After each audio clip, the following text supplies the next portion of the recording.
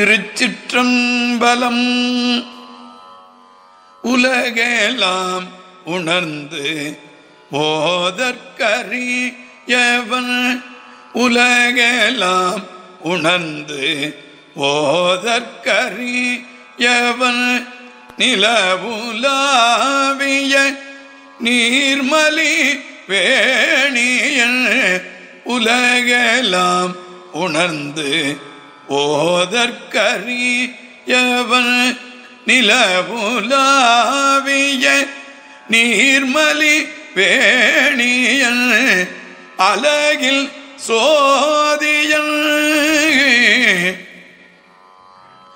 அலகில் சோதியன், அம்பலத்து ஆடுவான், அலகில் சோதியன், அம்பலத்து ஆடுவான், மலர்ச்சீலம் படி வாழ்த்தி வணங்குவான், மலர்ச்சீலம் படி வாழ்த்தி வணங்குவான், மலர்ச்சிலம்படி வாழ்த்தி வணங்குவாம்.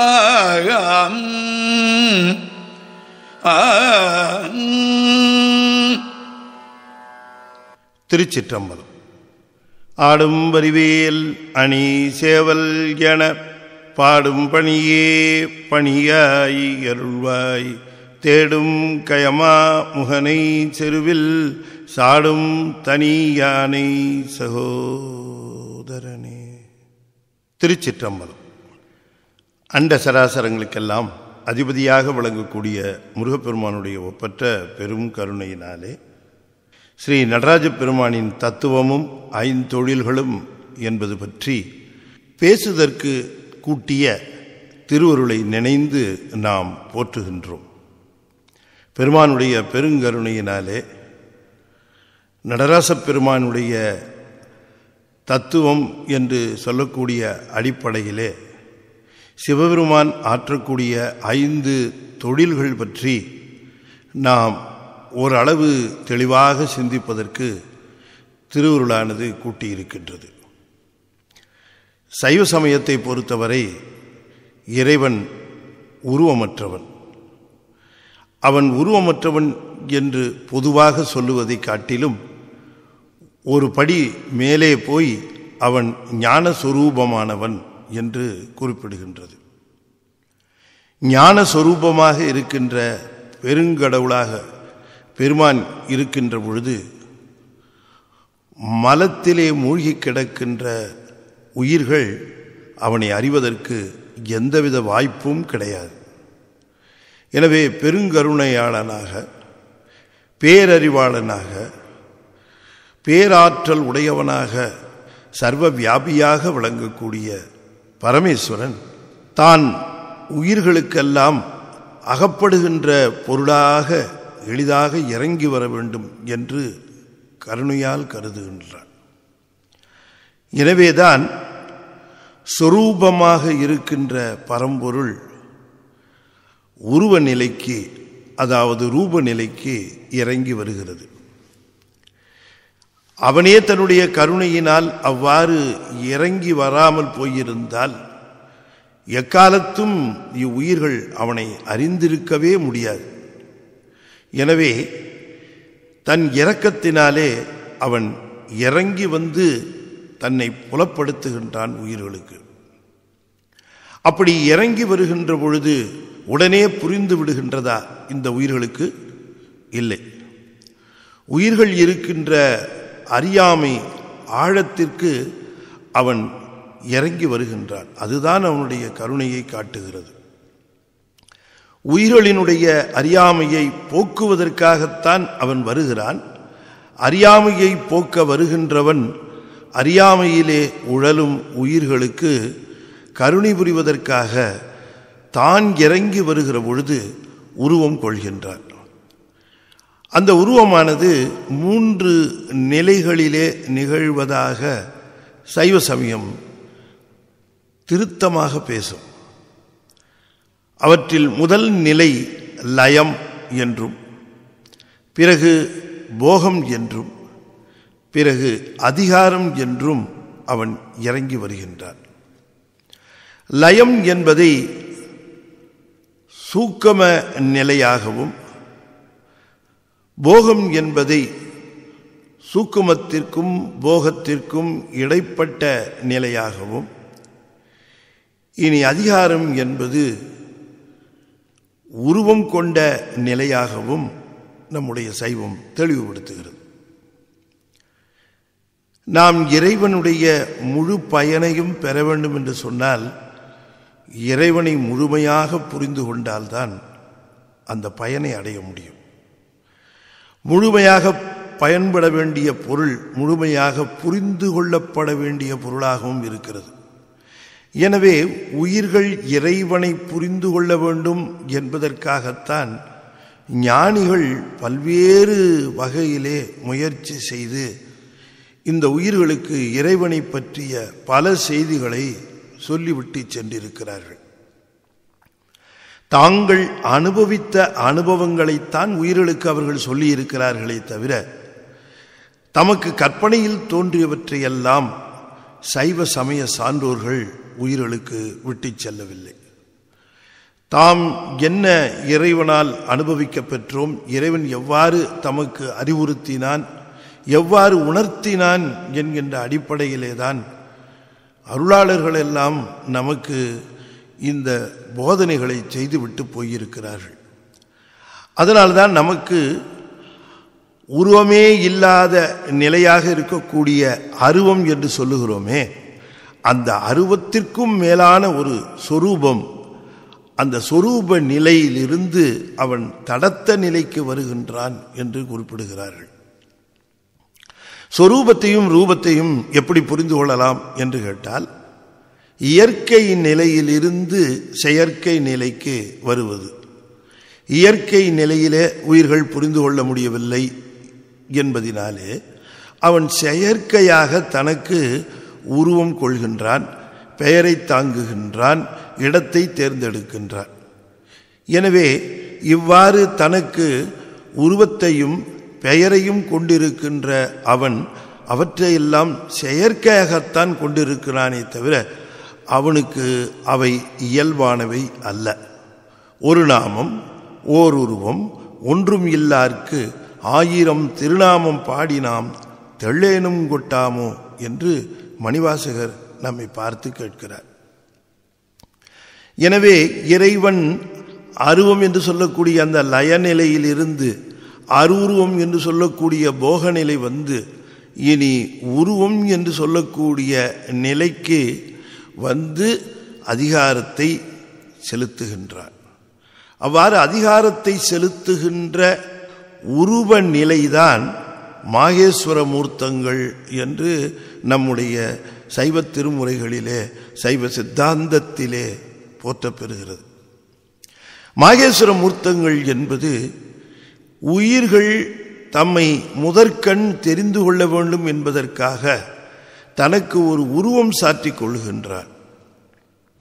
ஆகையினால்தான் உருவங்களாக திருக்கோயில்களிலே பிரகாரங்களிலே அமைந்திருக்கக்கூடிய பல்வேறு மூர்த்தங்கள் கொஞ்சம் கொஞ்சமாக சிவன் கோயில் உள்ளே கருவறைக்கு செல்லுகிற பொழுது அத்தனை மூர்த்தங்களும் விடுபட்டு அருவுருவ நிலையில் இருக்கக்கூடிய சதாசிவராக இருக்கக்கூடிய சிவலிங்கத்தை அங்கே வைத்திருக்கிறார்கள்.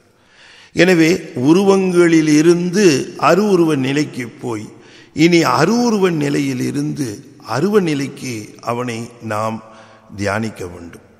இந்த அருவநிலை என்பதுதான் நாம் திருக்கோயிலிலே கண்ட அனுபவத்தை அகத்திலே நிறுத்தி அங்கே அவனை அருவ நிலையிலே அனுபவித்தல் என்று பெரியவர்கள் குறிப்பிடுகின்றார்கள். எனவே தொடக்க நிலையாக இருக்கக்கூடிய மாகேஸ்வர மூர்த்தங்கள் என்று சொல்லக்கூடிய உருவ நிலையிலே பெருமான் பல்வேறு வடிவங்களை தாங்கிக் கொண்டு இந்த உயிர்களுக்கு மிகப்பெரிய அந்த தத்துவங்களை வெளிப்படுத்துகின்றார். உயிர்கள் இப்பொழுது இருக்கக்கூடிய நிலை தன்னுடைய உடல், தன்னுடைய உலகம் என்று வாழக்கூடிய இந்த வாழ்வின் சூட்சமத்தை அது உணர்ந்து கொள்ள வேண்டும். எங்கிருந்து வந்தது இந்த உடல்? இது ஏன் ஒவ்வொரு நாளும் வளர்வதும் பிறகு தேய்வதுமாக இருக்கிறது? உயிரானது உடலை விட்டு நீங்கிய பிறகு செல்வது எங்கே? இது மீண்டும் பிறப்பெடுத்து வருகிறது என்று சொன்னால் எப்பொழுது அந்த பிறப்பை எடுத்து வரும்? இது ஏன் நிகழ்கிறது என்றெல்லாம் அது சிந்தித்து பார்ப்பதற்காகத்தான் அருளாளர்கள் இந்த சத்து விசாரம் என்று சொல்லக்கூடிய பல்வேறு செய்திகளை சிந்திக்கின்ற திறனை உயிர்களுக்கு வளர்க்கிறார்கள். உயிரானது தன்னுடைய வாழ்வு பிரபஞ்சத்திலே சிறப்பாக இருக்க வேண்டும் என்பதற்காக எடுத்துக்கொள்ளுகிற முயற்சிகளின் வழியாக அது இந்த உலகை நீங்கிய பிறகு மிகச்சிறப்பாக அது ஒரு வாழ்வு நிலையை அடைய வேண்டும் என்கிற உணர்வு அதற்கு வர வேண்டும் என்பதுதான் சான்றோர்களுடைய எதிர்பார்ப்பு. ஞானம் என்பது என்ன என்று கேட்டால், நிரம்ப நூல்களை படிப்பதும் நிரம்ப நூல்களை தெரிந்து கொள்வதும் நிரம்ப செய்திகளை அறிவிலே சேர்த்து கொள்வதும் ஞானம் அல்ல. ஞானம் என்பது அடிப்படையாக என்ன என்றால், இறப்பையும் பிறப்பையும் மிகச்சரியாக புரிந்து கொண்டு இறைவனை உணர்ந்து கொள்வதுதான் ஞானம். நம்முடைய துன்பங்களெல்லாம் விடுபடுவதற்கான உண்மையான வழி எது என்று தெரிந்து கொள்வதுதான் ஞானம். நம் துன்பங்களை நீக்கிக் கொள்வதற்கு எதை சேர வேண்டும் அல்லது எதை சார்ந்து நிற்க வேண்டும் என்று தெரிந்து கொள்வதுதான் ஞானம். எத்தனையோ விதமான நூல்களை கற்ற பிறகும் கூட துன்பப்படுகிறவர்களை நாம் சந்தித்து கொண்டுதான் இருக்கிறோம். எத்தனையோ திருக்கோயில்களை சார்ந்தவர்கள் மீண்டும் மீண்டும் துன்பமடைவதை நாம் கண்கூடாக பார்த்து கொண்டிருக்கிறோம். திருக்கோயில்களை வலம் வருவதினாலும் அல்லது சிறப்பாக பூசைகளை ஏற்றிவிடுவதினாலும் உயிர்கள் துன்பங்களிலிருந்து விடுபடுவதில்லை. உண்மையாக உயிர்கள் துன்பங்களிலிருந்து விடுபட வேண்டும் என்று சொன்னால் தனக்கும் ஈசனுக்கும் இருக்கக்கூடிய உண்மையான உறவு பற்றி அதற்கு தெளிவு வந்தால்தான் அது துன்பங்களில் இருந்து விடுபடும். அருணகிரிநாத பெருமான் சொல்லுகிறார், காமியத்தழுந்தி இளையாதே, காலர் கைப்படிந்து மடியாதே, ஓமெழுத்தில் அன்பு மிக ஊறி, ஓவியத்தில் அந்தம் அருள்வாயே என்று குறிப்பிடுகின்றார். எனவே உயிர்கள் தம்முடைய துயரங்களிலிருந்து விடுபட வேண்டும் என்பதற்காக இறைவன் பெருங்கருணை கொண்டு திருமேனி தாங்கிக் கொள்கின்றார், உருவம் எடுத்துக் கொள்கின்றார். அப்படி சைவ சமய நூல்கள் ஈஸ்வரன் எடுத்துக்கொள்ளக்கூடிய வடிவங்களாக சொல்வனவற்றுள் மிகச்சிறந்த வடிவங்களாக மூர்த்தங்களாக விளங்குவது இரண்டு. ஒன்று நடராசர், மற்றொன்று தட்சிணாமூர்த்தி. இந்த இரண்டு வடிவங்களும் சைவ சமயத்தினுடைய ஆழமான கொள்கைகளை மிக தெளிவாக விளக்குகின்ற மூர்த்தங்கள். இரண்டையும் கடவுள் உருவங்களாக பார்த்து இந்த உலகத் துன்பங்கள் போவதற்காக அவற்றை வழிபடுவது என்பது ஒரு பொதுவான செய்தி. ஆனால் உண்மையிலேயே அந்த இரண்டும் நம்முடைய ஞானத்தை எவ்வாறு தெளிவுபடுத்தும் என்று உணர்ந்து அவற்றை வழிபடுவதுதான் உண்மையான வழிபாடாக அமையும். இரண்டுமே, அதாவது தட்சிணாமூர்த்தி, நடராசர் என்று சொல்லக்கூடிய இரண்டு சைவ மூர்த்தங்களுமே ஆற்றலின் வடிவங்களாகத்தான் நம்முடைய சைவ பெருமக்கள் அமைத்திருக்கிறார்கள். ஆற்றலினுடைய இருவேறு நிலைகள் அவை, ஆனால் அவை இரண்டும் ஆற்றலையே குறிக்கின்றன. அதனால்தான் இந்த இரண்டு மூர்த்தங்களும் தென்முகமாகவே அமைத்தார்கள். இரண்டு ஆற்றல்களிலே ஒன்று இயங்கும் ஆற்றல், மற்றது நிலைத்த ஆற்றல். விஞ்ஞானத்தில் இந்த இரண்டு ஆற்றல்களை பற்றித்தான் பேசுகிறார்கள். அதனை கினட்டிக் எனர்ஜி என்றும் பொட்டன்ஷியல் எனர்ஜி என்றும் அவர்கள் பேசுவார்கள். ஆனால் விஞ்ஞானத்திலே தற்பொழுது மிக விரிவாக பேசப்படுகின்ற இந்த ஆற்றல் நிலைகளை எல்லாம் நம்முடைய சைவ சமயம் மிக தெளிவாக ஏதோ ஒரு காலத்திலேயே அதாவது காலம் கணிக்கப்பட முடியாத நிலையிலேயே அதனை தெளிவாக உணர்ந்து அதை காட்டியிருக்கிறார்கள். தட்சிணாமூர்த்தி என்பது பொட்டன்ஷியல் எனர்ஜியாகவும் நடராசர் என்பது கினட்டிக் எனர்ஜியாகவுமே அவர்கள் அமைத்து காட்டியிருக்கிறார்கள். இந்த இரண்டு உருவ வடிவங்களும் அல்லது திருமூர்த்தங்களும் எல்லா கோயில்களிலுமே நாம் தரிசிக்கலாம். அவை எல்லா கோயில்களிலுமே வைத்திருக்கக்கூடிய அடிப்படை காரணம், சதாசிவ மூர்த்தமாக இருக்கக்கூடிய மூலவர் இரண்டு ஆற்றல்களாக இங்கே இயங்கிக் கொண்டிருக்கிறார் என்று தெளிவுபடுத்துவதற்காகத்தான் திருக்கோயில்களிலே மூலவராக சதாசிவலிங்கமும் சுற்றுப்பிரகாரத்திலே தென்முகமாக பார்த்தபடி இந்த இரண்டு மூர்த்தங்களும் அமைத்து காட்டியிருக்கிறார்கள். எனவே இந்த இரண்டு நிலைகளும் திருக்கோயில்களிலே அமைத்து கொடுத்திருப்பதற்குரிய அடிப்படை காரணம், ஆற்றல்கள் இரண்டு விதமாக இருக்கின்றன, அவற்றின் மூலப்பொருளாக விளங்குவது சிவம்தான் என்று தெளிவுபடுத்துவதற்காக. இப்படி இருக்கக்கூடிய இந்த இரண்டு ஆற்றல்களுக்கு இரண்டு திருக்கோயில்களையே கண்டார்கள் சைவ சமய சான்றோர்கள். அதாவது இந்த பொட்டன்ஷியல் எனர்ஜி அல்லது கினட்டிக் எனர்ஜி என்று சொல்லக்கூடிய இரண்டு ஆற்றல்கள் இருக்கின்றனவே, அவற்றிற்காக பொட்டன்ஷியல் எனர்ஜி என்று சொல்லக்கூடிய நிலைத்த ஆற்றலுக்காக அமைத்ததுதான் திருப்பெருந்துறை. இனி இயங்கும் ஆற்றலுக்காக அமைக்கப்பெற்றதுதான் சிதம்பரம். நன்றாக நாம் யோசித்து பார்த்தால் ஒன்றில் தொடங்கி மற்றதில் நிறைவடைவதுதான் மணிவாசகருடைய திருவாசகம். எனவே இந்த இரண்டு ஆற்றல்களுக்கும் இருக்கக்கூடிய தொடர்பை காட்டுவதற்காக வந்தவர்தான் மணிவாசகர். அவர் நமக்கு தந்த திருவாசகம். எனவே இந்த நிறைவாக இயங்கும் ஆற்றலிலே மணிவாசக பெருமான் ஒன்றரை கலந்தார் என்று நமக்கு சொல்வதனுடைய அடிப்படை உண்மை, அந்த நடராச மூர்த்தம் உடல் இயக்கம், உயிர் இயக்கம், உலக இயக்கம் என்று சொல்லப்பெறுகின்ற இயக்க ஆற்றலாக விளங்கக்கூடிய அதிலே கலந்தமையினாலே உலகம் இயங்கும் அளவும் உயிர்கள் இயங்கும் அளவும் இந்த உடல்கள் இயங்கும் அளவும் திருவாசகமும் இயங்கும், மணிவாசகரும் இயங்குவார் என்று காட்டுவதற்காகத்தான் இயக்க ஆற்றலிலே சென்று அவர் ஒன்று கூடினார். எனவே இப்படி இந்த இரண்டு மூர்த்தங்களிலே இயக்க ஆற்றலாக விளங்கக்கூடிய நடராச மூர்த்தம் மிக பெரும் உண்மைகளை நமக்கு தெளிவுபடுத்தி கொண்டிருக்கிறது.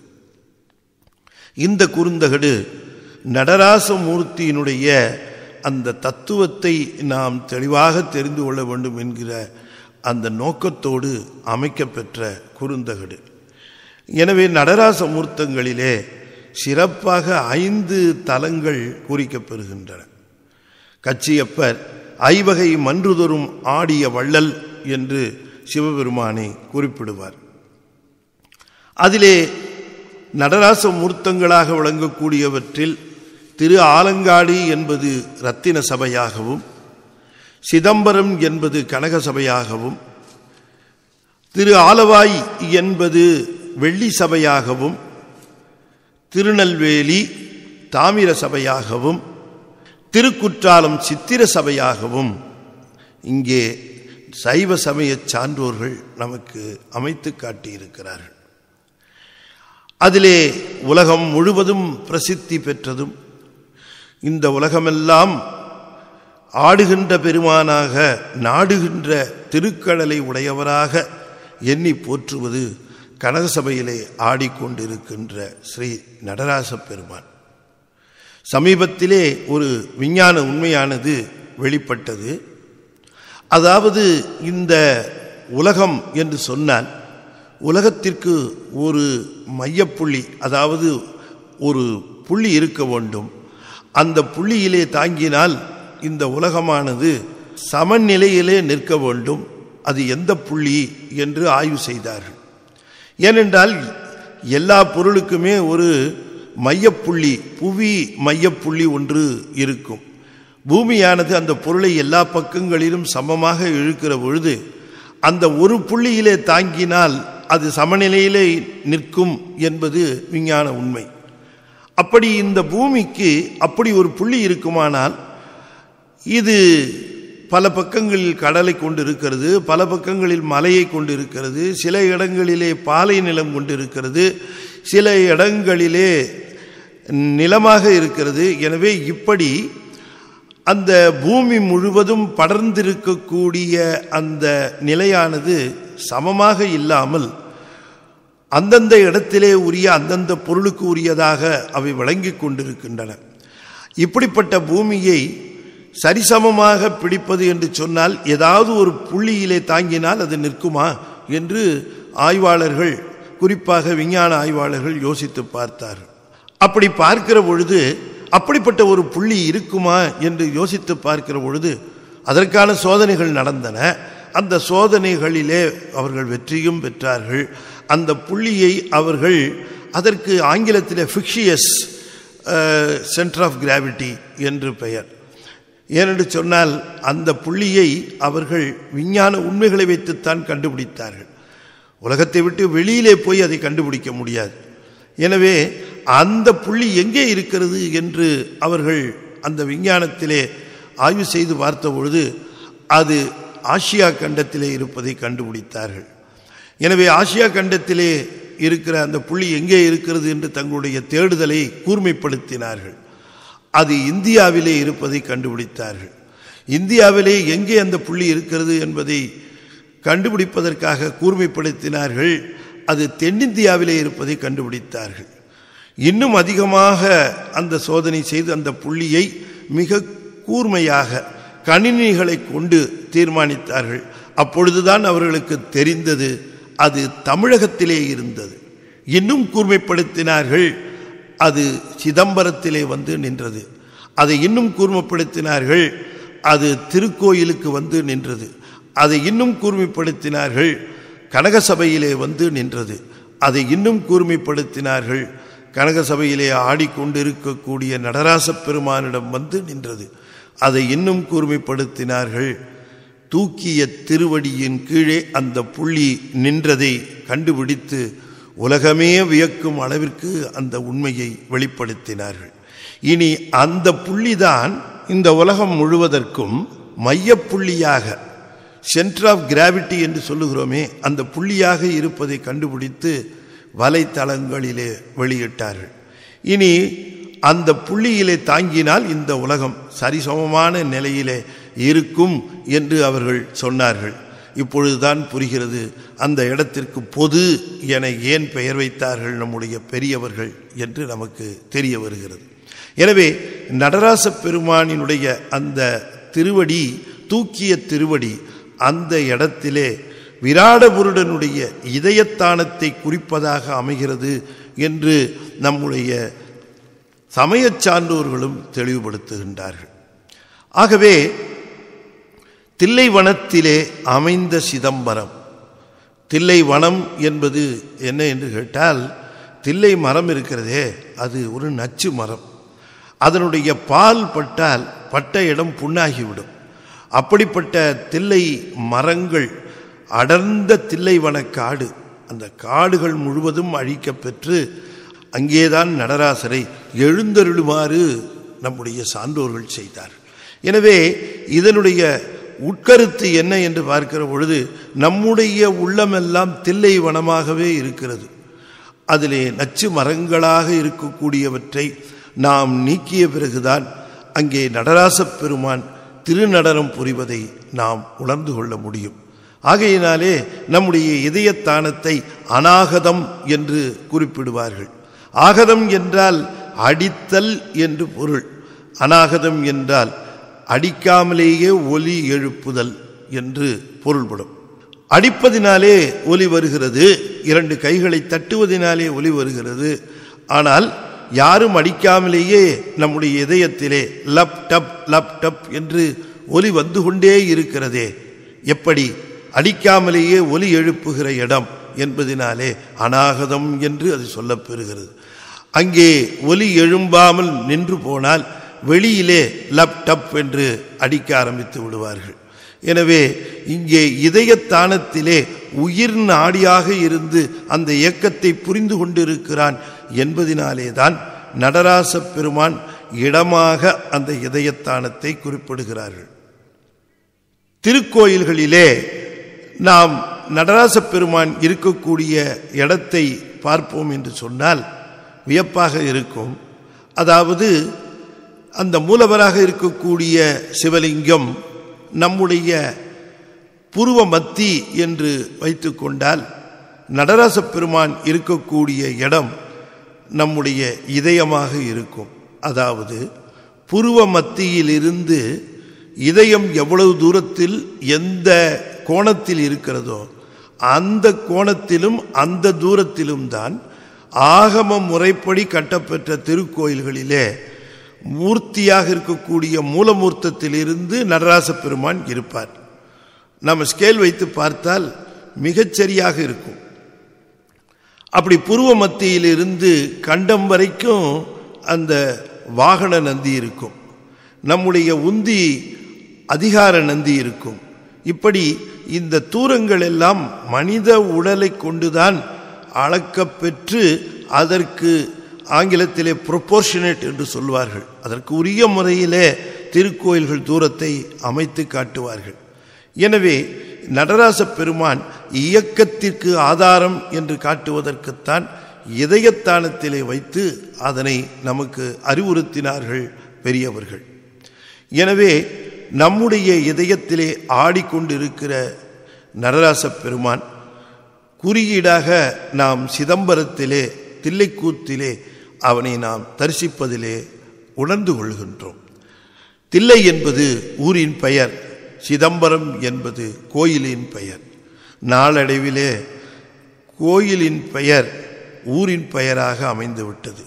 தில்லை என்பது இப்பொழுது நிச்சயமாக சொல்லலாம் இல்லை என்று சொல்லுகிற அளவிற்கு அந்த ஊர் பிரபலம் இல்லாமல் இருக்கிறது. ஆனால் சிதம்பரம் என்றால் தான் எல்லாருக்கும் தெரியும். திருப்புக்கொழியூர் என்கிற ஊர், அங்கே இருக்கக்கூடிய கோயிலுக்கு பெயர் அவிநாசி என்று பெயர். ஆனால் புக்கொழியூர் என்றால் எவருக்கும் தெரியாது, அவிநாசி என்றால் தான் தெரியும். காரணம், கோயிலின் பெயராகிய அவிநாசி ஊருக்கும் பெயராகிவிட்டது. அப்படி சிறப்பான அந்த திருக்கோயிலின் பெயரால் அந்த ஊரே அழைக்கப்படுவதனாலே இவையெல்லாம் தலம் என்று போற்றப்பெறுகின்றன. தலம் வேறு, கோயில் வேறு. தலத்தையும் ஊரையும் பிரிக்க முடியவில்லை என்று சொன்னால் அந்த திருக்கோயிலுக்குத்தான் தலம் என்று பெயர். ஊர் வேறு கோயில் வேறாக இருக்குமேயானால் அந்த தலத்தை கோயில் என்றுதான் குறிப்பிடுவார்களே தவிர தலம் என்று குறிப்பிட மாட்டார்கள். உதாரணமாக மயிலாப்பூர் கபாலீஸ்வரர் திருக்கோயில், ஆனால் பழனி திருத்தலம். ஏனென்றால் பழனி ஊரையும் பழனி கோயிலையும் தனித்தனியாக பிரித்து அறிய முடியாது.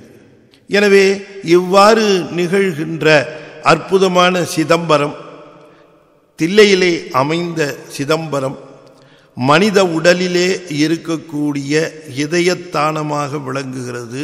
6 ஆதாரங்களாக சொல்லப்பெறுகின்ற மூலாதாரம், சுவாதிஷ்டானம், மணிபூரகம், அநாகதம், விசுத்தி, ஆக்ஞா என்று சொல்லக்கூடிய 6 ஆதாரங்களிலே இதயம் என்று சொல்லக்கூடிய அந்த இடத்திலே உள்ள பெருமானாக கருதப்படுகின்றார். இதை குறிப்பிடுகின்ற நம்முடைய மணிவாசக பெருமானும் நள்ளிருளில் நட்டம் பயின்றாடும் நாதனே என்று கூறுகின்றார். நள்ளிருளில் நட்டம் பயின்றாடுதல் என்றால் என்ன? அதனை குறிப்பிடுகின்ற பொழுது நாம் மேலோட்டமாக ஒரு பொருளையும் ஆழமாக மற்றொரு பொருளையும் நாம் காணலாம். உதாரணமாக, நாம் இரவு உறங்கினால் இருளுக்கு போய்விடுகிறோம். ஆனால் நாம் உறங்குகிறோம் என்று சொல்லிக் கொள்கிறோம். உண்மையிலேயே உயிருக்கு உறக்கம் என்பதெல்லாம் இல்லை. அதற்கு இரவு கிடையாது, பகல் கிடையாது, அதற்கு உறக்கம் என்பது கிடையாது. உறக்கம் என்பது உடல் எடுத்துக்கொள்கிற ஓய்வு. உடல் அதிக உழைப்பினாலே ஓய்வு எடுத்துக்கொள்ளுகிற பொழுது அது உயிரிலிருந்து தற்காலிகமாக பிரிந்து நிற்கிறது. எனவே உயிர் உடலை இழந்து இது 100 அடி கிணற்றுக்குள்ளே விழுந்த சொம்பு போல கிடக்கிறது. ஆகையினாலே உடலினுடைய தொடர்பு அறுபட்டதினாலே உயிர் உறங்கிக் கொள்வதாக நினைத்துக் கொள்கிறது. அதற்கு உறக்கம் இல்லை, உண்மையிலேயே அது இருளுக்குள் போய்விடுகிறது. உடலை தற்காலிகமாக பிரிந்த உயிர் இருளுக்கு போய்விடுகிறது. அப்படி இருளுக்கு போய்விட்ட பிறகு அதற்கு அனுபவம் கிடையாது. உடலின் மேல் அதற்கு எந்த விதமான கட்டும் கிடையாது. உறங்கிக் கொண்டிருக்கிறவன் பக்கத்திலே ஒரு தேளோ பாம்போ போனால் அவன் தன்னை காப்பாற்றிக் கொள்ள தெரியாது. காரணம், உடம்பிலிருந்து அவன் விடுபட்டவனாக விளங்குகிறான். அதனால்தான் உறங்குவது போலும் சாக்காடு என்று வள்ளுவரும் சொன்னார். இது உண்மை என்பது போல சில பேர் உறங்கிக் கொண்டிருப்பதை பார்த்தால் இவன் உயிரோடு இருக்கிறானா என்றே சந்தேகம் வந்துவிடும். அப்படி உறங்குவார்கள் சிலர்.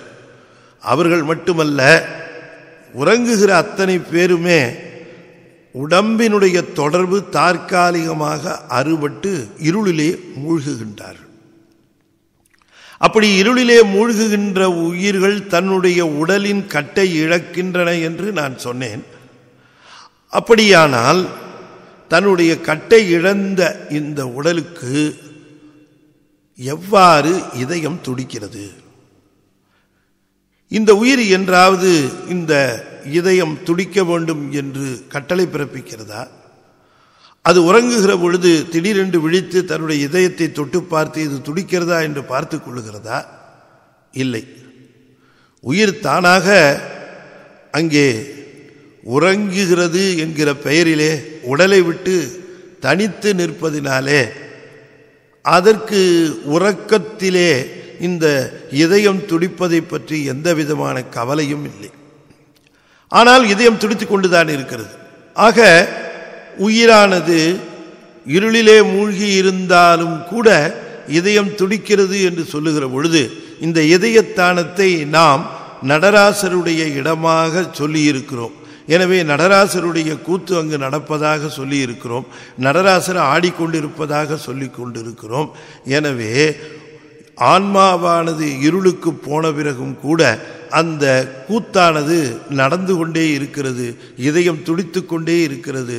எனவேதான் நான் இருளுக்கு போனாலும் கூட நீ உன்னுடைய நடனத்தை தொடர்ந்து செய்கிறாய் என்று மணிவாசகர் நள்ளிருளில் நட்டம் பயின்றாடும் நாதனே என்று குறிப்பிடுகின்றார். எனவே நாம் உடம்பை இழந்தால் போகிற இடம் இருள், அவ்வளவுதான். அது எப்படி அவ்வளவு நிச்சயமாக சொல்கிறீர்கள் என்று கேட்டால், உறங்குகிற பொழுது எங்கே போகிறோம்? இருளுக்குத்தானே போகிறோம். எங்கே இருக்கிறோன்னு தெரியலையே. அப்ப அந்த இறப்பு வருமானால் எங்க போவோம்? திரும்பவும் இருளுக்குள்ளே தான் போவோம். அப்ப இருளுக்குள்ளே போன நம்மை எடுத்து ஆதரிப்பது யார்? அதைத்தான் ஒவ்வொரு நாள் இரவு நாம் உறங்கப் போகிற பொழுது நாம் நினைத்து பார்க்க வேண்டும். இந்த உடம்பை விட்டு நான் தற்காலிகமாக விலகப் போகிறேன். அப்படி விலகுகிற பொழுது பெருமானே இந்த உடம்பை தேவரீர் கவனித்துக் கொள்கிறீர். அதுபோல இந்த உடம்பே இல்லாத பொழுதும் நான் இருளிலே இருந்த பொழுது தேவரீர் என்னை கவனித்துக் கொண்டீர் என்று பெருமானுடைய பெருங்கருணையை நாம் நினைந்து போற்ற வேண்டும்.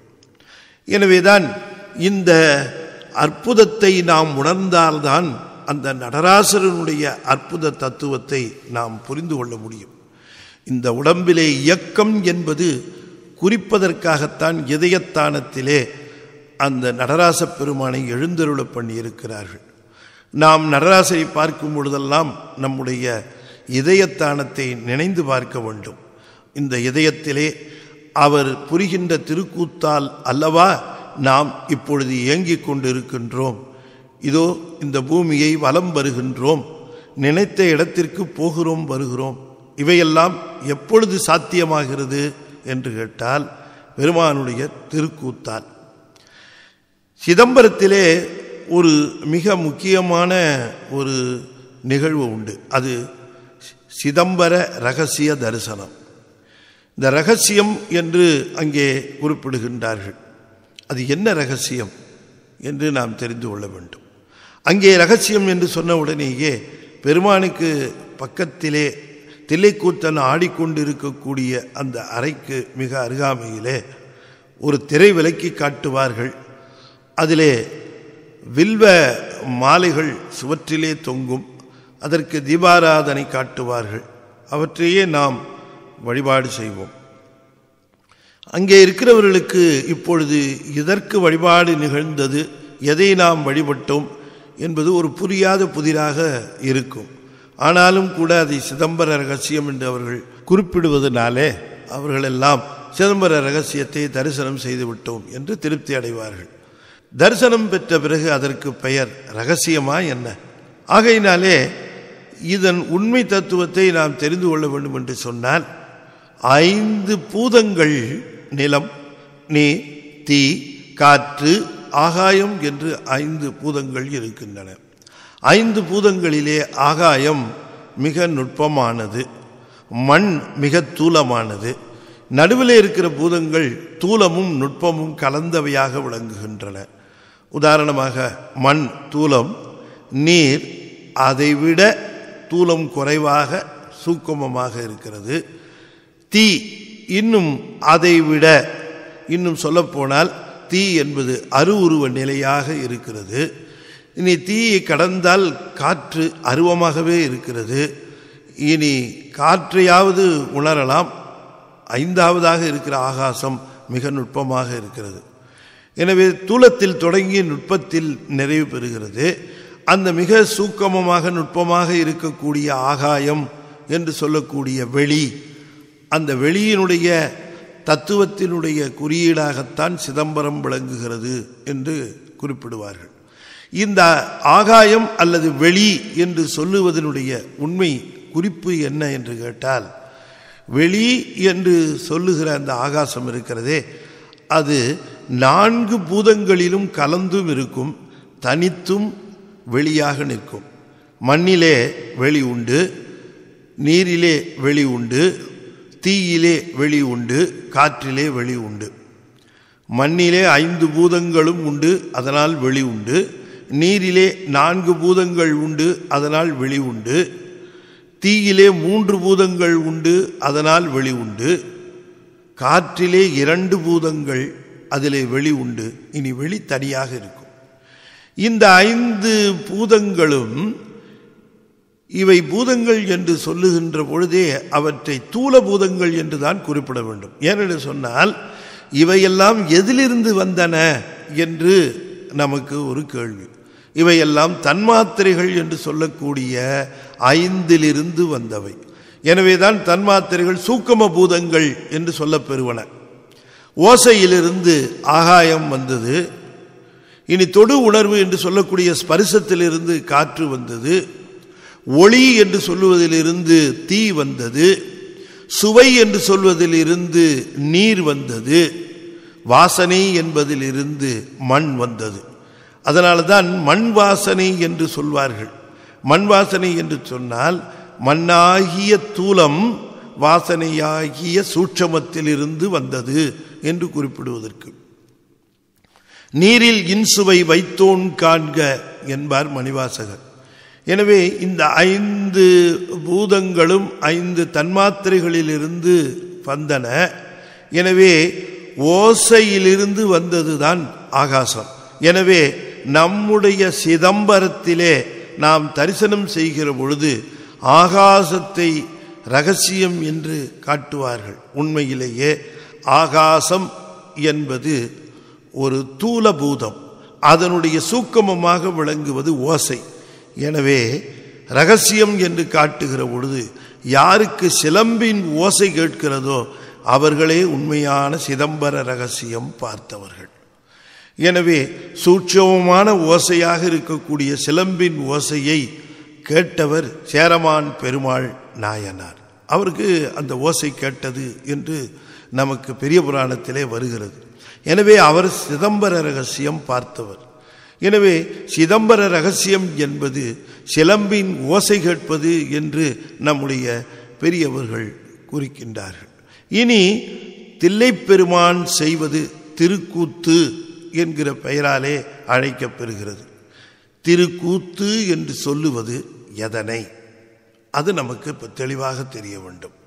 எதற்காக திருக்கூத்து செய்கின்றார்? அந்த திருக்கூத்தை அவர் செய்கின்ற பொழுது அவருக்கு உரிய திருமேனி எது, எந்த இடத்திலே திருக்கூத்தை செய்கின்றார்? நமக்கு குறியீடாக சிதம்பரத்திலே கனக சபையிலே பெருமான் திருக்கூத்தை புரிவதாக காட்டியிருக்கிறார்கள். ஆனால் அதை பார்க்கிற பொழுது நாம் என்ன உணர வேண்டும், அதுதான் முக்கியம்.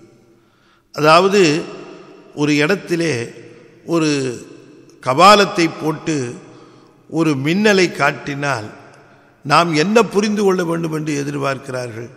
நாம் ஏதோ ஒரு மண்டை ஓடு போட்டிருக்காங்க, ஒரு அம்புகுறி காட்டியிருக்காங்க என்று மற்றவர்கள் சொல்வார்கள். ஆனால் குறியீடு அணிந்தவர்கள் சொல்வார்கள், இங்கே மின்சாரம் இருக்கிறது என்பதை காட்டுவதற்காக இந்த குறியீடு என்று சொல்லிவிடுவார்கள். அதுபோல நடராசர் அங்கே ஆடிக்கொண்டிருக்கிறார். ஆகையினாலே தான் ஞானசம்பந்தர் சொல்லுவார், நின்று ஆடுவார் என்று சொல்லுவார். நின்று ஆடுவார் என்று சொல்லுவதினாலே அவர் நிற்கிறாரா அல்லது ஆடுகிறாரா என்று ஒரு கேள்வி பிறக்கிறது. இதை நாம் புரிந்து கொள்ள வேண்டும் என்பதற்காகத்தான் நின்றாடுவார் என்று அவர் குறிப்பிடுகின்றார். ஞானிகளுக்கோ ஆடுகிறார், மற்றவர்க்கோ நிற்கிறார். இந்த இரண்டு வேதங்களையும் காட்டுவதற்காகத்தான் இருவகை நடனமாகவே அந்த திருக்கூத்தை சொல்லுகிறார்கள். எனவே திருக்கூத்தை பற்றிய ஒரு பாடல் முதலிலே நமக்கு தெளிவாக தெரிய வேண்டும். அந்த பாடலை மணவாசகம் கடந்தார் மிக அற்புதமாக செய்கின்றார். எட்டும் இரண்டும் உருவான லிங்கத்தே நட்டம் புதல்வா நவிலக்கேள் சிட்டன் சிவாய நம என்னும் திரு எழுத்து அஞ்சாலே அவாயமர நின்று ஆடுவான். இந்த பாடல் 31வது பாடலாக உண்மை விளக்கத்திலே இருக்கிறது.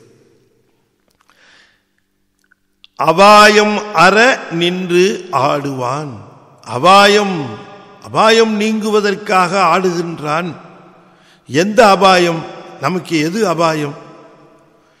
எது அபாயம்? நான் இப்பொழுது சொன்னேன் பாருங்கள்.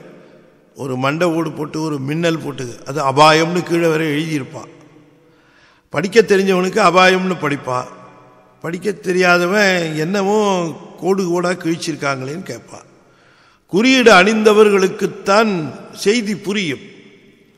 ஆகையினாலே இந்த செய்தியை விளக்குவதற்காக அபாயம் அற என்று சொன்னால் நம்முடைய துன்பங்கள் நீங்க ஆடுவான். அதுதான் ஐந்தொழில் புரிகின்றான். அந்த கூத்திற்கு காரணம் அபாயம் அற ஐந்தொழில்கள் செய்கின்றான். அந்த ஐந்தொழில்களையே கூத்து என்று குறிப்பிடுகின்றோம். எட்டும் இரண்டும் உருவான லிங்கத்தே.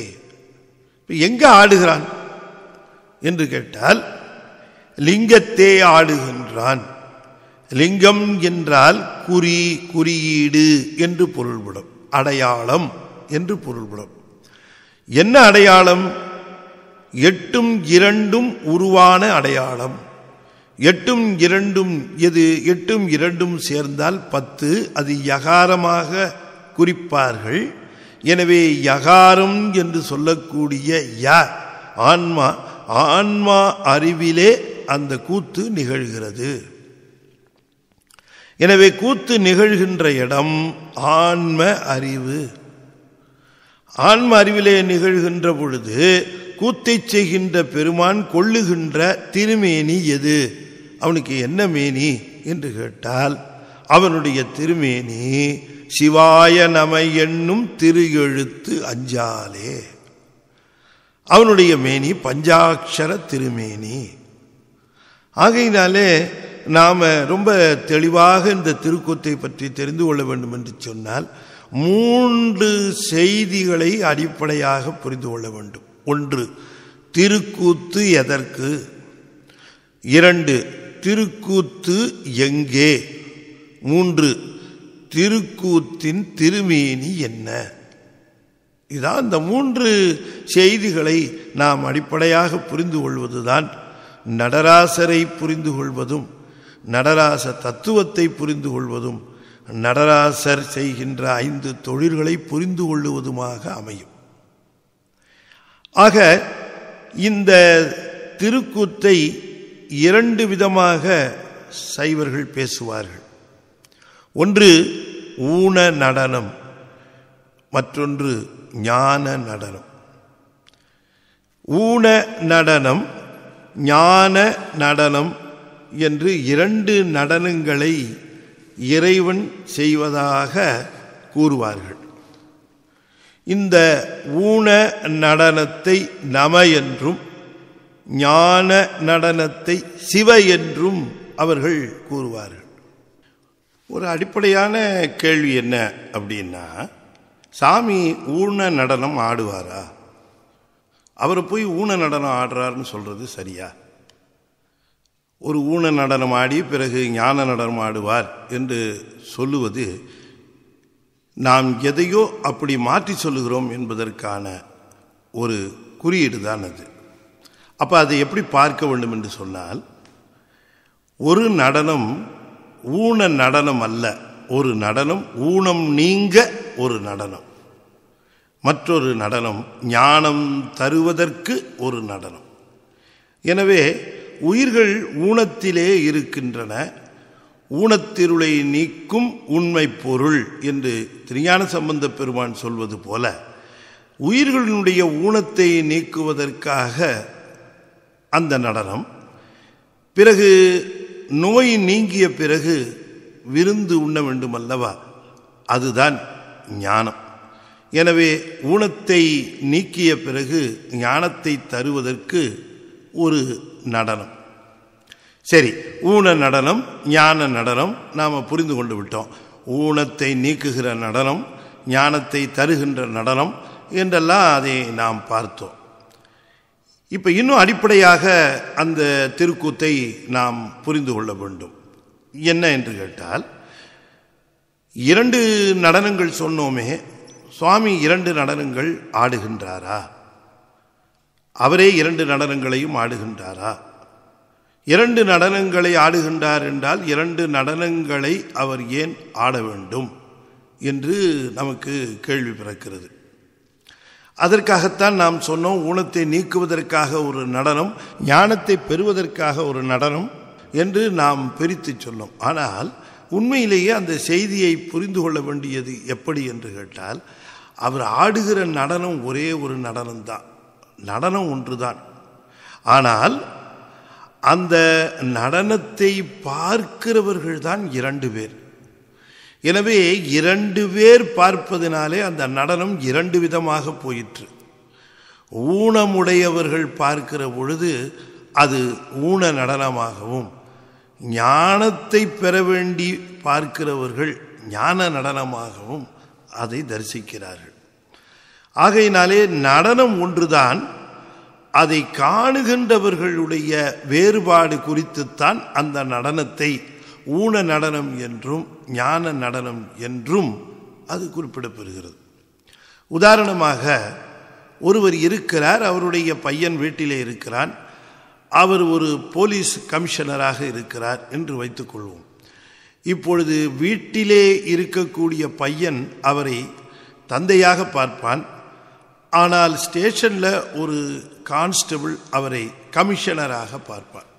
இப்போ இருவரும் பார்ப்பது ஒருவரைத்தான், ஆனால் அவரை எப்படி பார்க்கிறார்கள் என்று சொல்லுகிற பொழுது பார்க்கிறவர்களுடைய பக்குவத்தை பொறுத்து அவர் 2 விதமாக சொல்லப்பெறுகிறார். ஒருவர் அவரை தந்தை என்று உரிமை பாராட்டியும் அல்லது உறவு பாராட்டியும், இன்னொருவர் அவர் தனக்கு தலைவனாக இருக்கக்கூடிய அந்த நிலையிலே கமிஷனர் என்றும் அவரும் பார்க்கிறார். இருவரும் இருக்கக்கூடிய நிலைகளினாலே ஒருவரே 2 விதமாக பார்க்கப்படுகிறார். அப்படித்தான் ஒரே நடனம் இருவேறு பக்குவத்திலே இருக்கிறவர்கள் பார்க்கிற பொழுது இருவேறு நிலைகளிலே சொல்லப்பெறுகிறது. மணிவாசக பெருமானும் அதனால்தான் ஊன நாடகம் ஆடுவித்தவா உருகி நான் உனை பருக வைத்தவா ஞான நாடகம் ஆடுவித்தவா நைய வையகத்துடைய இச்சையே என்று பாடியிருக்கிறார். அவர் ஊன நாடகம் ஆடியவா என்று பாடவில்லை, ஊன நாடகம் ஆடுவித்தவா என்று பாடுகிறார். ஞான நாடகம் ஆடுவித்தவா என்று பாடுகிறார். எனவே ஆடுவித்தல் என்பது ஆடுதல் என்கிற பொருளிலே சொல்லப்படுவதல்ல. எனவே ஒரு நடனம் ஒரே திருமேனி அப்படி இரண்டு கூத்துகளை ஆடுகிறது என்று நாம் பார்வையிலே வித்தியாசம் இருக்கிறது என்று குறிப்பிடுவதற்குத்தான் ஒரே திருமேனியை இரண்டு பஞ்சாட்சர வடிவங்களாக இரண்டு கூத்துகளுக்கு சொன்னார்கள். நமக்கு தெளிவாக தெரிந்து கொள்ள வேண்டியது என்ன என்று கேட்டால், முதலிலேயே பார்த்தோம், நடராச பெருமானுடைய அந்த திருமேனி பஞ்சாட்சர திருமேனி, ஐந்தெழுத்து திருமேனி, சிவாய நம என்கிற திருமேனி என்று நாம் பார்த்தோம். அதை சற்று புரிந்து கொள்ள வேண்டும். என்ன என்று கேட்டால், இப்பொழுது உயிர் இருக்கிறது. உயிருக்கு நமக்கு தெரிந்த வரைக்கும் இந்த தூல உடல் ஒன்றுதான் இருக்கிறது என்று நாம் நினைத்து கொண்டு இருக்கிறோம்.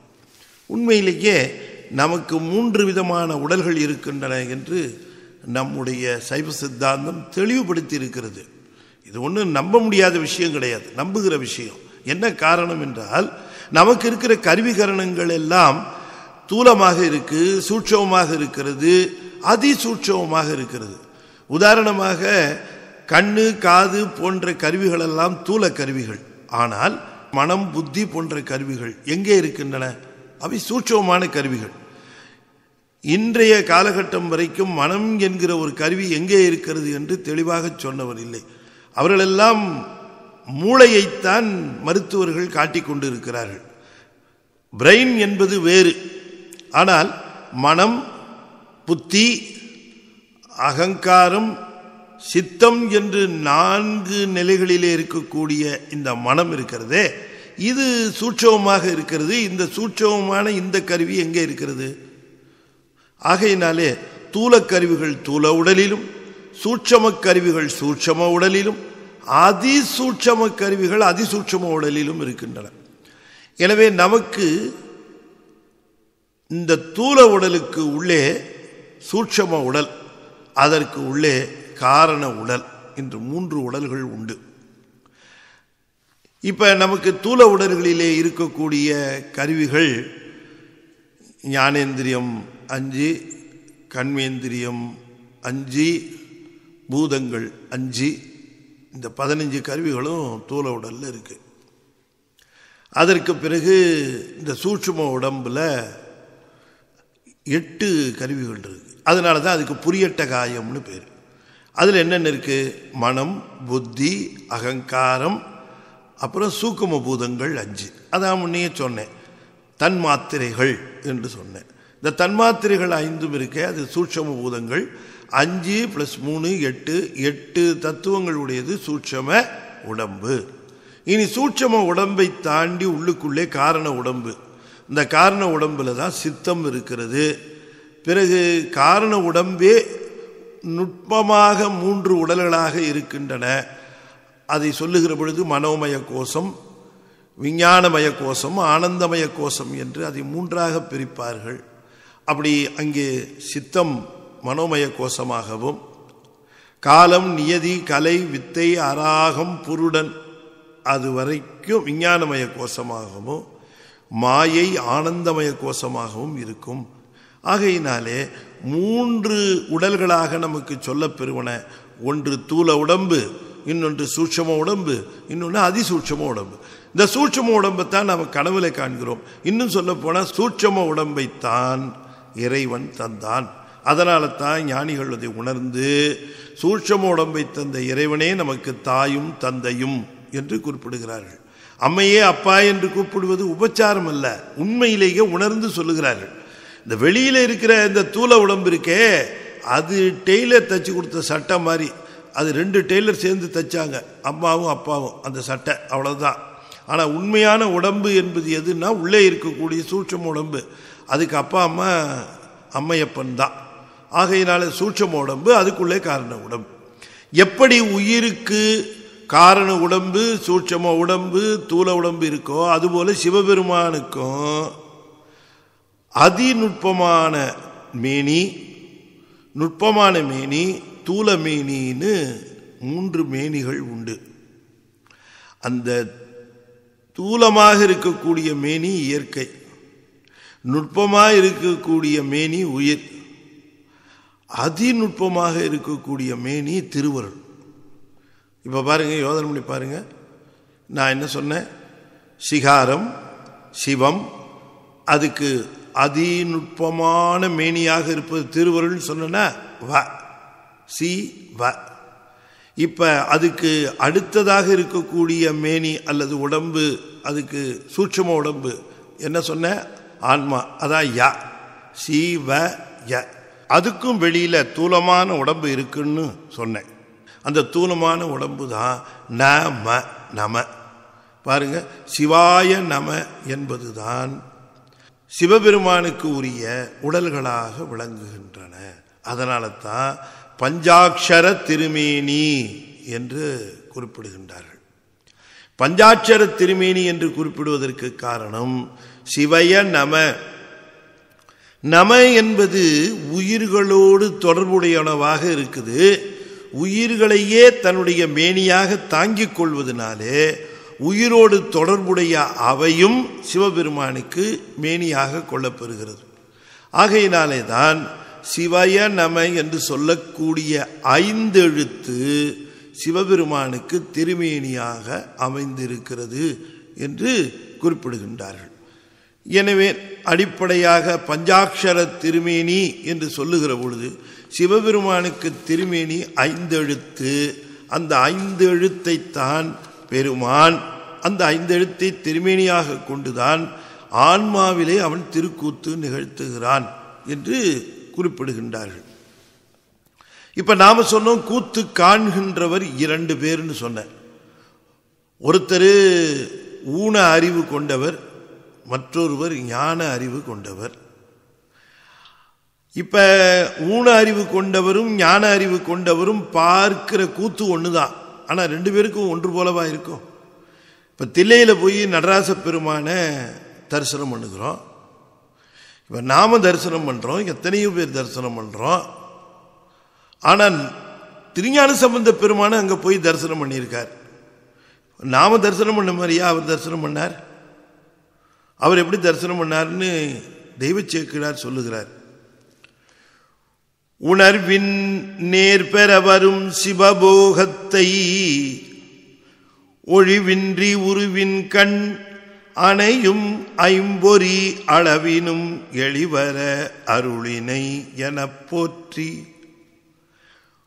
உணர்வுகள் எல்லாம் குவிந்து பொறிகளிலிருந்து நீங்கிய பிறகு அடைய வேண்டிய ஒரு மிகப்பெரிய ஆனந்தத்தை இந்த கருவிகள் இருக்கும் பொழுதே அனுபவிக்கும்படியாக தந்தீரே என்று சொன்னாராம். அப்ப கருவிகளினாலே ஆனந்தத்தை அனுபவிக்கக்கூடிய ஒரு காட்சியாக அதை பார்த்தார். ஆனந்தத்தை அனுபவிப்பதற்கு கருவிகள் தூய்மை பெற்றிருக்க வேண்டும். நம்முடைய கருவிகள் தூய்மை பெறாத நிலையிலே ஆனந்தத்தை அனுபவிப்பது இயலாது. எனவே கருவிகள் தூய்மை பெறுவதற்காக காணுகின்ற கூத்தும், தூய்மை பெற்ற கருவிகள் அதே கூத்தை பார்த்து அனுபவிக்கின்ற ஆனந்தத்திற்கும் வேறுபாடு உண்டு. இந்த வேறுபாட்டை காட்டுவதற்குத்தான் நடராச பெருமான் அங்கே திருக்கூத்தை செய்கின்றார் என்றால் எல்லோரும் ஒன்று போல ஆனந்த தரிசனம் செய்வார்கள் என்று சொல்ல முடியாது. அங்கே தரிசனம் பார்த்து கொண்டிருக்கிற பொழுது அவர்களுக்கு எப்படி அந்த நிகழ்வு இருக்கும் என்பது தனிப்பட்ட அனுபவம். குமரகுருபரர் சொல்லுகிறார், கூடும் கதி ஒரு கால் கும்பிட்டால் போதும் என நாடும் அபிநயத்தை நன்னிற்றால் ஓடிய கட்காதனார் காண ஒரு கால் காட்டி கையமைத்து நாதனார் ஆடும் நடம். நாதனார் ஆடும் நடம் ஒரு கால் கும்பிட்டால் போதும் கூடும் கதி. ஒரு கால் கும்பிட்டால் போதும் அப்படிங்கிறாரு. ஒரு தடவை கும்பிட்டா போதும்னு ஒரு அர்த்தம். ஒரு கால்னா தூக்கிய திருவடியை கும்பிட்டா போதும்னு அர்த்தம். ஒரு கால் கும்பிட்டால் போதும். அப்ப ஒரு கால் கும்பிட்டால் போதும்னு குமரகுருபர் சொல்றாரு. நமக்கு போதுமா ஒரு தடவை கும்பிட்டா? நாம சென்று சென்று தொழுமின்கள் திரும்ப திரும்ப போய் பார்த்து நாம அந்த ஊனத்தை நீக்கிக் கொள்ள வேண்டும். ஆகையினாலே ஞானிகள் அந்த திருக்கூத்தை பார்ப்பதற்கும் நாம் பார்ப்பதற்கும் வேறுபாடு உண்டு என்பதனாலே தான் இந்த இரண்டு வகையான திருக்கூத்துகளை பற்றி நம்முடைய சைவம் பேசுகிறது. இப்போ உதாரணமாக நாம் இப்போ பார்த்தோம், திருக்கூத்து செய்கின்ற பெருமானுடைய திருமேனி பஞ்சாட்சர திருமேனி என்று நாம் பார்த்தோம். அப்ப அந்த திருக்கூத்து செய்கின்ற பெருமானுடைய திருமேனி பஞ்சாட்சர திருமேனி என்பதற்காக அந்த திருமேனியினுடைய நடராச பெருமானுடைய திருமேனியினுடைய அங்கங்களாக இந்த ஐந்தெழுத்தை சொல்லுகின்ற பாடல்களை மணவாசம் கடந்தார் தந்திருக்கிறார். பஞ்சாட்சரம் எப்படி இரண்டு விதமாக நடராச பெருமானுடைய திருமேனியாக விளங்குகின்றன என்று அவர் அதை விவரிக்கின்றார். ஆடும்படி கேள் நல் அம்பலத்துள் ஐயனே, நாடும் திருவடியிலே நகரம் கூடு மகரம் உதரம் வளர்த்தோள் சிகரம் பகருமுகம் வா முடியப்பார். இந்த பாடல்ல, அதாவது இந்த வெண்பாவிலே சொல்லப்பட்டிருக்கக்கூடிய 5 எழுத்துக்கள் 5 உறுப்புகளை குறிப்பனவாக காட்டப்பட்டிருக்கிறது. இப்ப நாடும் திருவடியிலே நகரம் என்று குறிப்பிட்டால் சிவபெருமான் அந்த திருவடி இருக்கிறதே, அந்த தில்லைக்கூத்தனுடைய திருவடி, அது நகாரம்.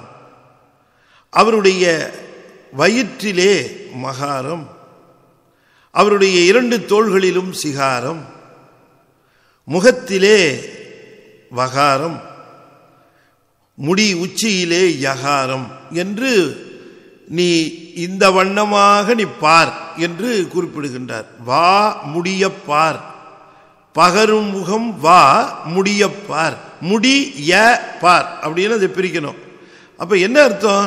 திருவடியை பார்க்கிற பொழுது உனக்கு நகாரம், வயிற்றை பார்க்கிற பொழுது உனக்கு மகாரம், தோள்களை பார்க்கிற பொழுது சிகாரம், முகத்தை பார்க்கிற பொழுது வகாரம், சிற உச்சியை பார்க்கிற பொழுது யகாரம். இவ்வாறு நமக்கு தோன்ற வேண்டும் என்று குறிப்பிடுகின்றார். இப்ப இதுல ஒரு சின்ன விஷயம் நாம் தெரிந்து கொள்ள வேண்டியது என்னன்னா, நாடும் திருவடியிலே நகரம் என்று சொல்லுகிற பொழுது திருவடியை நகாரமாக உருவகித்தார் என்று நாம் பொருள் பண்ணிவிடக்கூடாது. திருவடிதான் நகாரம் என்று திருமேனிக்கு நாம் நகாரம் ஒரு பொருளாக எடுத்துக்கொள்ளக்கூடாது. என்ன குறிக்கிறார்கள் என்று புரிந்து கொள்ள வேண்டும். திருவடியிலே நகாரம் என்று சொன்னால் அந்த ந என்று சொல்லக்கூடிய எழுத்து நாடும் திருவடியிலே நகரம் என்று குறிப்பிடுகிற பொழுது அந்த நகரம் என்று சொல்லக்கூடிய ந எதை குறிக்கிறது? நாம் அதை பார்க்கிற பொழுது அது நம்முடைய அத்துவாக்களை சுத்தி பண்ணக்கூடிய திருவடிகள், அந்த எண்ணம் வரணும். அது ஏன் நான் ஏன் நினைக்கக்கூடாது என்று சொன்னால், நான் என்பது நம்முடைய அத்துவாக்கள் என்று சொல்லக்கூடிய வினைகளை அனுபவிப்பதும் வினைகளை செய்யக்கூடியதுமாக இருக்கக்கூடிய மந்திரம், பதம், வண்ணம், புவனம், தத்துவம், கலை என்று சொல்லக்கூடிய இவைகளெல்லாம் நமக்கு வினைகளை ஆற்றக்கூடிய இடங்களாக இருக்கின்றனவே. இவற்றை நாம் தூய்மை செய்து கொண்டால் நம்முடைய எண்ணங்கள், செயல்கள் எல்லாமே தூய்மை அடைந்துவிடும். எனவே இந்த திருவடி அதனை செய்கிறது என்று அங்கே நாம் பார்க்க வேண்டும். இந்த நகாரம் என்பது திரோபவம் என்கிற அந்த பொருளை குறிப்பது. திரோபவம் என்பது என்ன? மறைப்பு சக்தி. எதற்காக மறைப்பு என்று கேட்டால், உலகத்தை காட்டி உலக அனுபவம் ஏற்பட்டு உலக அனுபவத்தினாலே அந்த துன்பங்களை நீக்குவதற்கான வழியை ஆய்ந்து நம்முடைய தத்துவங்களை நாம் சுத்தம் செய்து கொள்ள வேண்டும் என்கிற எண்ணத்தை ஏற்படுத்துவது. இனி மகரம் உதரம் என்று குறிப்பிடுகின்றார். அதாவது வயிற்றுப்பகுதி அதாவது ஆணவ மலத்தை அதை பார்க்கிற பொழுது இந்த திருக்கூத்தே பெருமான் எதனாலே செய்கிறார்? ஆன்மாவினுடைய அறிவிலே இருக்கக்கூடிய அறியாமை, அதுதான் ஆணவ மலம். அதை நீக்குவதற்காகத்தான். எனவே ஆணவ மலம் என்பதுதான் அந்த கரு. அதனுடைய அந்த கரு அதுவாக இருப்பதனாலே தான் இத்தனை கூத்துகளும் நிகழ்கின்றன. ஆணவ மலத்தை ஒட்டித்தான் மற்ற 2 மலங்களும் தரப்பெற்றன. பிறகு இந்த மும்மலங்களும் நீக்கப் பெறுவதற்கு முயற்சிகள் மேற்கொள்ளப்பட்டன. எல்லாமே கருவாக விளங்குவது அறியாமையாகிய ஆணவம். எனவே அது கர்ப்பஸ்தானமாக இருக்கக்கூடிய வயிற்றை குறிக்கிறது. வயிறு என்பது கர்ப்பஸ்தானம். எனவே அங்கே அதை குறிக்கிறது. வளர்தோள் சிகரம். சிகரம் என்பது நம்முடைய சிவமானது தொடர்ச்சியாக நமக்கு பிரகாசிப்பதற்கு. வளர்தோள் என்றால் சிவமானது நம்மிடம் பிரகாசிக்க வேண்டும், சிவமனம் கமழ வேண்டும் என்பதற்காக நீ பகருமுகம் வா. பகரும் முகம், முகமானது பகர்தல்னா வாயினாலே உபதேசத்தை செய்வது. அப்படி குருவானவர் வந்து உபதேசத்தை செய்கிற பொழுது ஆன்மா தன் குற்றங்கள் நீங்கி முடி எப்பார் சிவபெருமான் உச்சி மேலே போய் விளங்கும் சந்திரனை போல. இப்படி நாம அதை பார்க்கணுமா? 5 எழுத்தை சொல்லுகிற பொழுதே நமக்கு அந்த திருக்கூத்து ஞாபகத்துக்கு வரணும். பெருமான் இந்த திருக்கூத்தை செய்கின்றார். அவருடைய திருவடியை பார்க்கிற பொழுது நம்முடைய தத்துவங்கள் சுத்தம் செய்யப்பட வேண்டும் என்று இறைவன் செய்கின்ற கருணையை பார்க்க வேண்டும். குருவானவர் நம்முடைய அறியாமையை நீக்குவதற்காக, சிவம் நமக்கு பிரகாசிப்பதற்காக நமக்கு உபதேசம் செய்து நம்மை எடுத்து முடியிலே சூட்டிக் கொள்கின்றார் என்கிற அந்த அடிப்படையான கொள்கைகளை திருக்கூத்தை பார்க்கிற பொழுது, நடராஜரை பார்க்கிற பொழுது உணர்வோடு பார்க்க வேண்டுமே தவிர எந்த உணர்வோடு பார்க்க வேண்டும் என்று நமக்கு சொல்லி இருக்கிறார்கள். உலகாயுதமாக சில நன்மைகளை கருதி பெருமான் எமக்கு இது தர வேண்டும் அது தர வேண்டும் என்று பார்ப்பது ரொம்ப ஆரம்ப நிலை. ஆனால் நாள் போக போக அந்த திருக்கூத்தை காணுகிற பொழுது நமக்குள் இருக்கக்கூடிய அந்த பக்குவ வேறுபாட்டை நாம் உணர வேண்டும். ஒரு காலத்திலே நாம் தந்தையிடம் சிலவற்றை நோட்டு எதிர்பார்ப்போம், பேனா வாங்கி தரணும் எதிர்பார்ப்போம், ட்ரெஸ் வாங்கி தரணும் எதிர்பார்ப்போம், சாப்பாடு வாங்கி தரணும்னு எதிர்பார்ப்போம், எல்லாவற்றையும் எதிர்பார்ப்போம். ஆனால் ஒரு காலகட்டத்திலே பக்குவம் வந்த பிறகு தந்தையிடம் எதையும் எதிர்பாராத நிலை நமக்கு வரும். அதுபோலத்தான் ஈசனிடமும் நமக்கு பக்குவம் வருகிற பொழுது எதுவும் வேண்டாம் என்கிற அந்த நிலை. பாரோடு விண்ணாய் பரந்தயம் பரனே பற்று நான் மற்றிலேன் கண்டாய் என்று அந்த தந்தையினுடைய நிலையிலே நம்மை இவ்வாறு இந்த உலகிலே கொண்டு வந்தவன் சிவபெருமான் என்கிற அந்த அன்பு நிலையிலே நாம் பார்க்க வேண்டும். இப்பொழுது ஒரு விதமாக இந்த பஞ்சாட்சர திருமேனியை காட்டியவர் பார்ப்பவர்களுடைய வேறுபாட்டிற்கு தக்கவாறு இன்னொரு விதமாகவும் இதே திருக்கூத்திலே பஞ்சாட்சர திருமேனி காட்டுகிறார். அவ்வாறு காட்டுகிற பொழுது சேர்க்கும் துடி சிகரம், கையிலே ஒரு உடுக்கை வைத்திருக்கிறார். அந்த உடுக்கை வைத்திருக்கக்கூடிய திருக்கரம் சிகரம். சி என்பது சிவனை குறிக்கின்ற சொல். சிக்கனவா வீசு கரம், ஞானமே வடிவமாக விளங்கக்கூடிய அந்த வா அருள்நிலை, அதுதான் வீசு இருக்கக்கூடிய கரம். அதை கஜஹஸ்தம் என்றும் குறிப்பிடுவார்கள். ஆர்க்கும் யகரம் அபயகரம், அபயமாக ஒரு கரத்தை கட்டி கொண்டிருக்கிறார், அது யகரம்.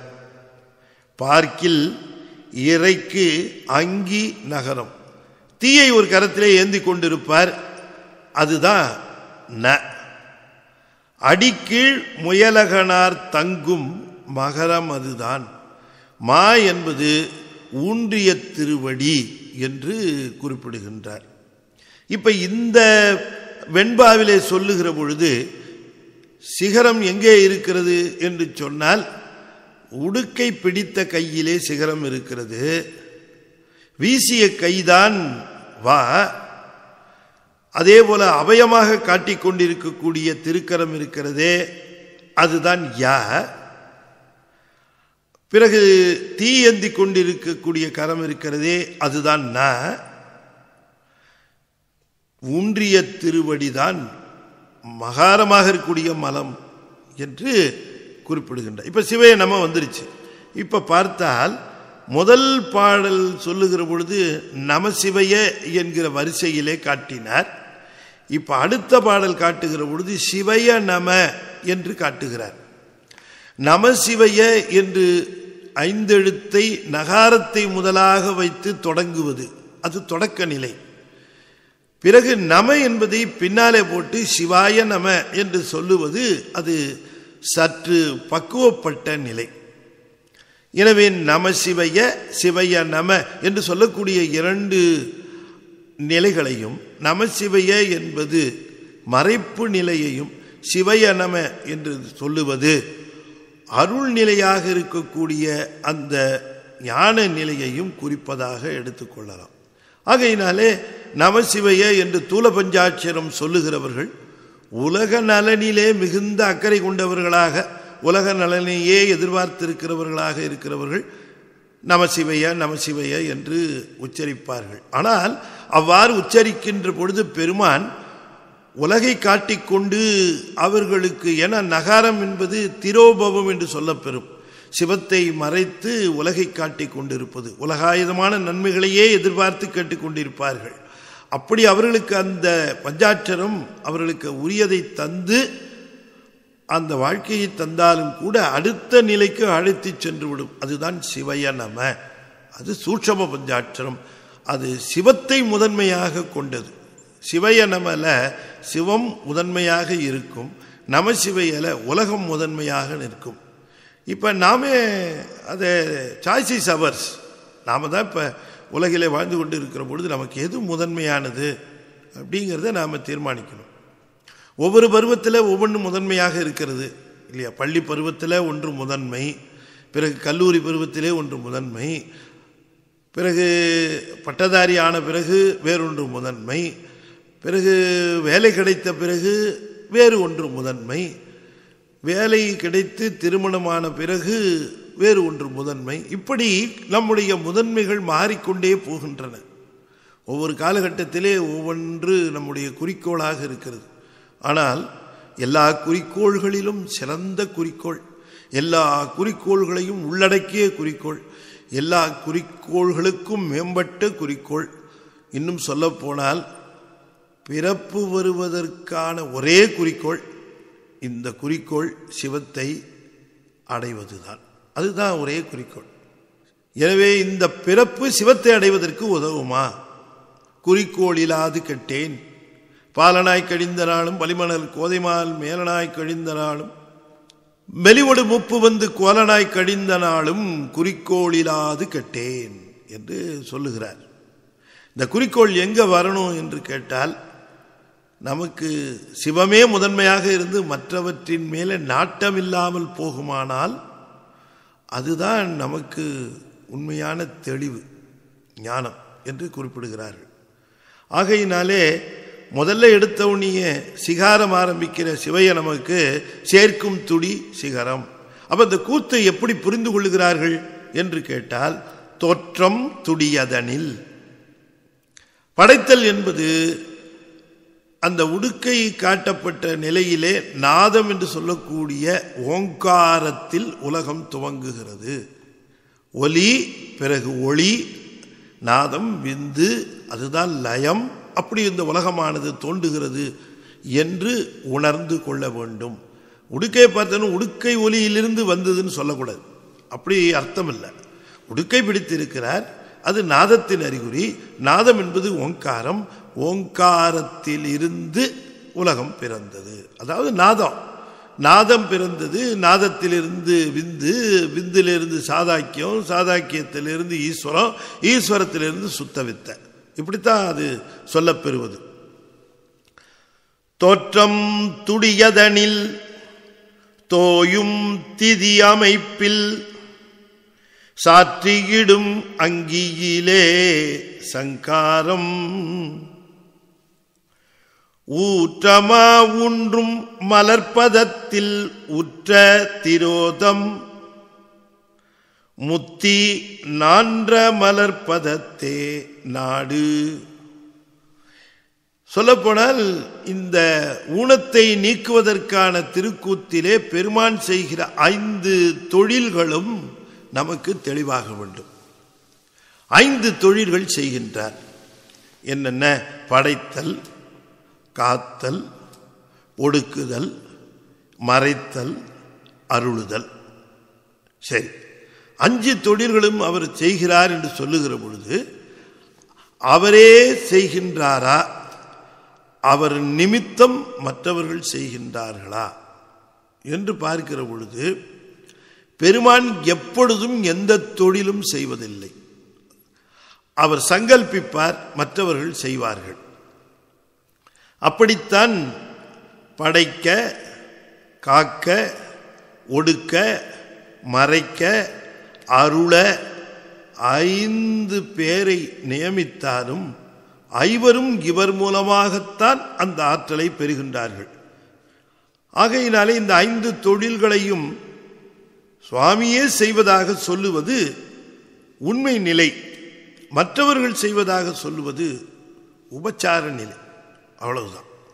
இப்போ ஒருவர் சொல்லுகிற பொழுது, ஐயா நீங்கள் கிரகப்பிரவேசத்துக்கு வாங்க, நான் வீடு கட்டி இருக்கிறேன் அப்படின்னு சொல்லுகிறார். கேட்டவர் சொல்லுகிறார், நீங்கள் வீடு கட்டினீர்களா? நீங்கள் எப்போ இன்ஜினியர் ஆனீங்க? எப்படி நீங்கள் வீடு கட்டினீங்க? உங்களுக்கு எப்படி வீடு கட்ட தெரியும்? அப்படியெல்லாம் கேட்பார்களா? கேட்ட உடனே அவர்களுக்கு நன்றாக புரியும். வீடு கட்டினேன் என்று சொன்னால் வீடு கட்டுவதற்கு நான் காரணமாக இருந்தேன், ஆனால் வீட்டை கட்டியது கொத்தனார், இன்ஜினியர், எலக்ட்ரிஷியன் போன்றவர்கள் எல்லாம் சேர்ந்து கட்டினார்கள். ஆனால் வீட்டை கட்டினேன் என்பது அவர் இல்லாமல் அது வீடு கட்டி இருக்க முடியாது. அப்படி சிவமானது இந்த 5 தொழில்களை செய்கிறது என்று சொன்னால் சிவம் இல்லாமல் இந்த 5 பேரும் செய்ய முடியாது. ஆனால் சிவமே நேரிடையாக அந்த தொழில்களை செய்தார் என்று எடுத்துக்கொள்ளக்கூடாது. ஆனால் குறியீடாக அதற்காக காட்டுகிறார்கள். தோற்றம் துடியதனில், துடி என்பது சிகாரம், சி. எனவே நாதம் என்று சொல்லக்கூடிய நாதனாக விளங்கக்கூடியவன் சிவபெருமான். அதுதான் முதல் நிலை, அந்த நாதம். ஆகையினாலே தான் நமசிவாய வாழ்க, நாதன் தாழ் வாழ்க என்று முதலிலே நாதத்தை குறிப்பிடுகின்றார். அந்த நாதத்திலிருந்து உலகம் தோன்றியது. எனவே நாதம். பிறகு விந்து என்று சொல்லக்கூடிய ஒளி. தோயும் திதி அமைப்பில் என்று சொல்லுகிற பொழுது நமக்கு ஒரு உடலை கொடுத்திருக்கிறார். இந்த உடலானது தோன்றியது. பொருள் உலகம் என்று சொல்லக்கூடிய தத்துவங்களோடு இருக்கக்கூடிய இந்த உடம்பு எந்தெந்த வினைகளை அனுபவிக்க வேண்டும் என்று தரப்பெற்றதோ அவற்றை அனுபவித்து முடிக்கின்ற வரைக்கும் இந்த உடல் நிலைத்ததாக இருக்க வேண்டும். உடல், இந்த உலகம், இதெல்லாம் சற்று காலத்திற்கு நிலைத்திருந்தால்தான் நாம் என்ன செய்யணுமோ அதை செய்யலாம். வேகமாக ஓடுகிறது பஸ்ஸு, ஆனால் ஓடுகிற பஸ்ஸு எங்கேயாவது நிற்கணும் இல்லை, அப்போ தானே நம்ம ஏற முடியும், இறங்க முடியும். பஸ்ஸு ஓடிக்கிட்டே இருந்தால் நம்ம ஏறுறது எங்கே, இறங்குறது எங்கே? அதுபோல இந்த உலகமானது தோற்றுவிக்கப்பட்டால், பிறகு மறைக்கப்பட்டால், தோற்றத்திற்கும் மறைவிற்கும் இடையிலே அது கொஞ்ச காலம் இருக்க வேண்டும் அல்லவா? அது கொஞ்ச காலத்திற்கு இருந்தால்தான் வினைகளை செய்வதும் வினைப்பயனை அனுபவிப்பதும் நிகழும். இதுதான் காத்தல். சாற்றியிடும் அங்கியிலே சங்காரம். அமைப்பு என்று சொன்னால் அமைந்த கரம். அமைந்த கரத்திலே இந்த காத்தல் என்கிற தொழிலை செய்கின்றார். சாற்றியிடும் அங்கியிலே தீ வைத்திருக்கக்கூடிய அந்த திருக்கரமே சங்காரத்தை குறிக்கிறது. தீ அழிப்பது போலன்னு சொல்லக்கூடாது. அது எப்படி அழித்தல் என்று சொன்னால், மாயையினுடைய காரியங்களை எல்லாம் காரணத்திலே ஒடுக்குவதுதான் இந்த சங்காரம் என்று பெயர்.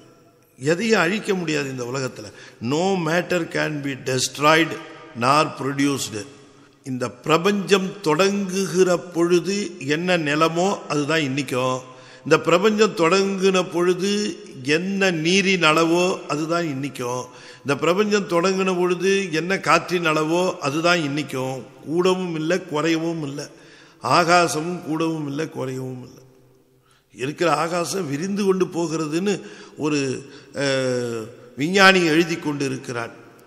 அது என்ன பொருள்? எக்ஸ்பாண்டிங் யூனிவர்ஸ் என்று சொன்னால் நம்முடைய ஆய்விற்கு அப்பாற்பட்டதாக இன்னும் அந்த பரவெளியானது போய்கொண்டே இருக்கிறது. எனவே இப்பொழுது அந்த காத்தல் என்று சொன்னால் அல்லது தோற்றம் என்று சொன்னால் அல்லது ஒடுக்கம் என்று சொல்லுகிற பொழுது, ஒடுக்கம் என்பது தூலமாக இருப்பதெல்லாம் சூக்குமத்திலே சென்று சேர்வது, அதுதான் ஒடுக்கம். அழித்தல்னா ஏதோ இல்லாம பண்றதுன்னு சொல்லக்கூடாது. எதையும் இல்லாம பண்றதுக்கு நம்மால முடியவே முடியாது. நாம் எதையாவது அழிச்சா அது இன்னொன்னா மாறிடும், அவ்வளவுதான். அந்த ஒரு விஞ்ஞான அடிப்படையிலே தெளிவாக சொல்லி இருக்கிறார். அதை ஒடுக்கம் என்று சைவ சித்தாந்தத்திலே சொல்வார்கள். இப்போ நம்ம உடம்பு வாழ்ந்து முடிந்த பிறகு இந்த உடம்பு இனிமே இதுக்கு பயன்படாது வாழ்க்கைக்குன்னு தெரிஞ்சா சாமி தான் ஒடுக்கிடுவார். உயிர் தான் ஐயோ இந்த உடம்பை விட்டு போகிறோமேன்னு ரொம்ப வருத்தப்படும். ஆனால் அவர் இந்த உடம்பு அவ்வளோதான், இனிமேல் நீ இந்த உடம்பால் பயன்பெறக்கூடிய நிலை இந்த பிரபஞ்சத்தில் கிடையாது, வேறு ஒரு உடல் தருவோம் என்று அந்த உயிரை அந்த உடம்பிலிருந்து நீக்குகிறார். நீங்கள சொல்லுங்கள், கிழிஞ்ச சட்டையே போட்டுக்கிட்டு இருக்கிறது சிறப்பா? கிழிஞ்ச சட்டை வேணாண்டா வேற புது சட்டை தரேன்னு வாங்கி கொடுக்குறாரு அப்பா, அதை வாங்கிக்கிறது சிறப்பா? முடியாது, எனக்கு அந்த கிழிஞ்ச சட்டை தான் வேணும், தயவுசெய்து கிழிஞ்ச சட்டை எனக்கு எடுத்துடாத, எங்கிட்டேருந்து எடுத்துடாதேன்னு அறியாமையிலே சொல்லுகிற குழந்தை போல நாமும் இந்த உடம்பை விட்டு போவதற்கு ரொம்ப யோசிக்கிறோம், ரொம்ப வருத்தப்படுறோம். காரணம் என்னன்னு கேட்டால், உடம்பு பிரிந்த பிறகு உயிர் அடைய வேண்டிய நிலை பற்றி தெளிவில்லாமல் இருப்பதனால. அந்த நிலை தெளிவாக எங்கே இறங்க போகிறோன்னு தெளிவாக தெரிஞ்சால் பிரயாணம் இனிமையாக இருக்கும். எங்கே இறங்குறதுனே தெரியாமல் ஒரு பஸ்ஸில் ட்ராவல் பண்ணுகிற பொழுது அப்பப்போ எழுந்துச்சுன்னு கண்டக்டர் மூஞ்சத்தான் பார்த்துக்கிட்டே இருப்போம். ஏயா எப்போ பார்த்தாலும் எழுந்திருக்கிற, உட்காரியா ஒரு இடத்துல அப்படின்னு கண்டக்டர் சொல்லுவார். நமக்குத்தான் இருக்கும் நம்ம கவலை, எங்கே இறங்குறதுன்னு தெரியலையே அப்படி என்று. எனவே தெளிவாக தெரிந்தவர்கள் இந்த உயிர் உடம்பை விட்டு நீங்கினால் என்ன ஆகுது, எங்கே போகுதுன்னு அந்த அறிவிலே தெளிவுடையவர்கள் வருத்தமே படமாட்டாங்க. அவங்களுக்கு தெரியும் என்ன நடக்குதுன்னு. ஆகையினாலே இதற்கு இன்னொரு பெயர் ரொம்ப அழகாக சைவ சித்தாந்தத்தில் இளைப்பாறுதல் அப்படின்னு. எத்தனை சுற்றுனாலும் டூரிஸ்ட்டு ஸ்பாட்டில் அந்த இடங்கள்லாம் போய் சுற்றி பார்த்து ஆனந்தம் அனுபவித்து எல்லாம் சந்தோஷப்பட்டாலும் ராத்திரி போய் ஒடுங்கிறதுக்கு இடம் கிடைக்கலன்னு வச்சுக்கோங்க, என்ன கதியாகும் நமக்கு? ரூமு கிடைக்கல, போன இடத்துல எங்கே தங்கிறதுன்னு தெரியல, பிளாட்ஃபாரத்தில் தான் தங்கணும் போல இருக்குது, இல்லை ரயில்வே ஸ்டேஷனில் தான் தங்கணும் போல இருக்குது, இல்லை பஸ் ஸ்டாண்டில் தான் தங்கணும் போல இருக்குது அப்படின்னு சொன்னால், பஸ் ஸ்டாண்டில் எத்தனை விதமான உயிர்களோடு கொசு மூட்டைப்பூச்சி இதோட போராட வேண்டி இருக்குன்னு நினச்சி பார்த்தா இந்த பகலில் சுற்றின இன்பமெல்லாம் எங்கேயோ காணப்படும். அதுபோல் நாம் இந்த இறப்பை பற்றிய அந்த உண்மையான நிலையை புரிந்து கொண்டால், அந்த இறப்பு என்பது என்ன தெரியுமா? இளைப்பாறுதல் அப்படின்னு அழகாக சொல்கிறாங்க சைவ சித்தாந்தத்தில். இந்த தொழில்களில் ரொம்ப உண்மையிலேயே நிம்மதியான தொழில் ஒடுக்கம்தான். அதனால தான் அதுக்கு பேர் வச்சாங்க இளைப்பாறுதல். ஏன் இளைப்பாறுதல்? இது இவ்வளோ கஷ்டப்பட்டுருக்கு இந்த பிறப்பில், அது பிணி மூப்பு சாக்காடு என்று எத்தனையோ விதமான துன்பங்களை பட்டு பட்டு பட்டு பட்டு பட்டு இந்த உயிர் அந்த உடம்பு நீங்கி எடுக்குது பாருங்க, ஒரு ரெஸ்ட்டு, இளைப்பாறுதல் என்று பேர் வைத்தார்கள். ஆகையினாலே சங்காரம் சாற்றியிடும் அங்கியிலே என்று சொன்னால் நெருப்புல அதெல்லாம் அழிஞ்சு போகணும் அப்படி சொல்லக்கூடாது. எப்படி சொல்லணும்னா, மாயையினுடைய காரியங்கள் காரணமாகிய மாயையிலே போய் ஒடுங்கும், காரியங்கள் எல்லாம் காரணத்திலே ஒடுங்கும்னு சொல்லணும். அதுதான் சங்காரம். ஊற்றமா ஊன்றும் மலர்பாதத்தில் உற்ற திரோதம், திரோபவம் என்று சொல்லக்கூடியது ஊன்றிய திருவடி. இனி முத்தி நான்ற மலர்பாதத்தே நாடு. நான்றுதல்னா தொங்குதல் அர்த்தம். இனி தொங்கிக் கொண்டிருக்கிற திருவடி இருக்கே, அதுதான் நீ நாட வேண்டியது. ஏனென்றால் அதுதான் முத்தி என்று குறிப்பிடுகிறார். இந்த தூக்கிய திருவடியவே இந்த வீசிய கை காட்டி கொண்டு இருக்கும். இந்த வீசுகரம்ங்கிறதுக்கு என்ன பேர் சொல்லுவாங்க? கஜஹஸ்தம் அப்படின்னு சொல்லுவாங்க. கஜஹஸ்தம்னா யானையோட துதிக்கை மாதிரி அது இருக்கு, அதனால அதுக்கு கஜஹஸ்தம் பேரு என்று சிலர் குறிப்பிடுவார்கள். உண்மையிலேயே அது என்னன்னு கேட்டா, இந்த தூக்கிய திருவடி இருக்க அது எதை குறிக்கிறது என்று சொன்னால் முத்தியை குறிக்கிறது. அதை பற்றி கொண்டால் உன்னை நான் மேலே ஏற்றி விடுவேன் என்று இந்த வீசிய கை அந்த காலை காட்டி கொண்டிருக்கிறது. நீ கவனம் வைக்க வேண்டியது எங்கே என்று சொன்னால் திருவருளிலே கவனம் வையே, அருளிலே கவனம் வை. நீ மருளிலே கவனம் வைக்காத. மருளிலே கவனம் வைப்பது என்றால் உலகப் பொருள்களை ஈட்டுவதிலும் உலகப் பொருள்களிலே உழல்வதும் இப்படியாக மருளிலேயே நாடிக்கொண்டிருப்பதை விட்டு நீ அருளிலே நாடு, அருளை பார் என்று அந்த கரமானது வீசிய கரம் அப்படி அந்த தூக்கிய திருவடியை காட்டி கொண்டிருக்கு. அப்படி காட்டினால் பயமில்லை என்று ஒரு அபய கரம் காட்டிட்டு இருக்கு. அப்ப இந்த வீசிய கை தூக்கிய திருவடியை காட்டுவது கஜஹஸ்தம்னு ஏன் பேருண்டா, யானை தன்னை அடைந்தவரை மேலே ஏற்றுவதற்கு அது என்ன செய்யும் அப்படின்னு சொன்னா காலை மடித்து கொடுக்கும். காலை மடிச்சாத்தான் யானை அதை பற்றி கொண்டு மேலே ஏறுவதற்கு சம்மதம் தெரிவிக்கிறதுன்னு அர்த்தம். காலை மடிக்காம யானை மேலே ஏற முடியாது. காலை மடிக்காம யானை மேலே நான் ஹெலிகாப்டர்லேருந்து அப்படியே தொப்புடு குயிச்சுக்கிறேன் சார் அப்படின்னு சொன்னா யானையோட சம்மதம் இல்லாமல் அது முதுகுல ஏறினவன அது என்ன பண்ணுன்னு ஒரு தடவை ஏறி பார்த்தா தான் தெரியும். ஏன்னா யானை அவ்வளோ கோபம் வந்துடும், தான் முதுகுல தன்னோட சம்மதம் இல்லாமல் ஒருத்தன் ஏறி இருக்கிறான். அது சம்மதித்துத்தான் ஏற்றுக்கொள்ளும். அப்படி சம்மதம் தெரிவிக்கிறதுக்கு அடையாளம் காலை மடகிறது.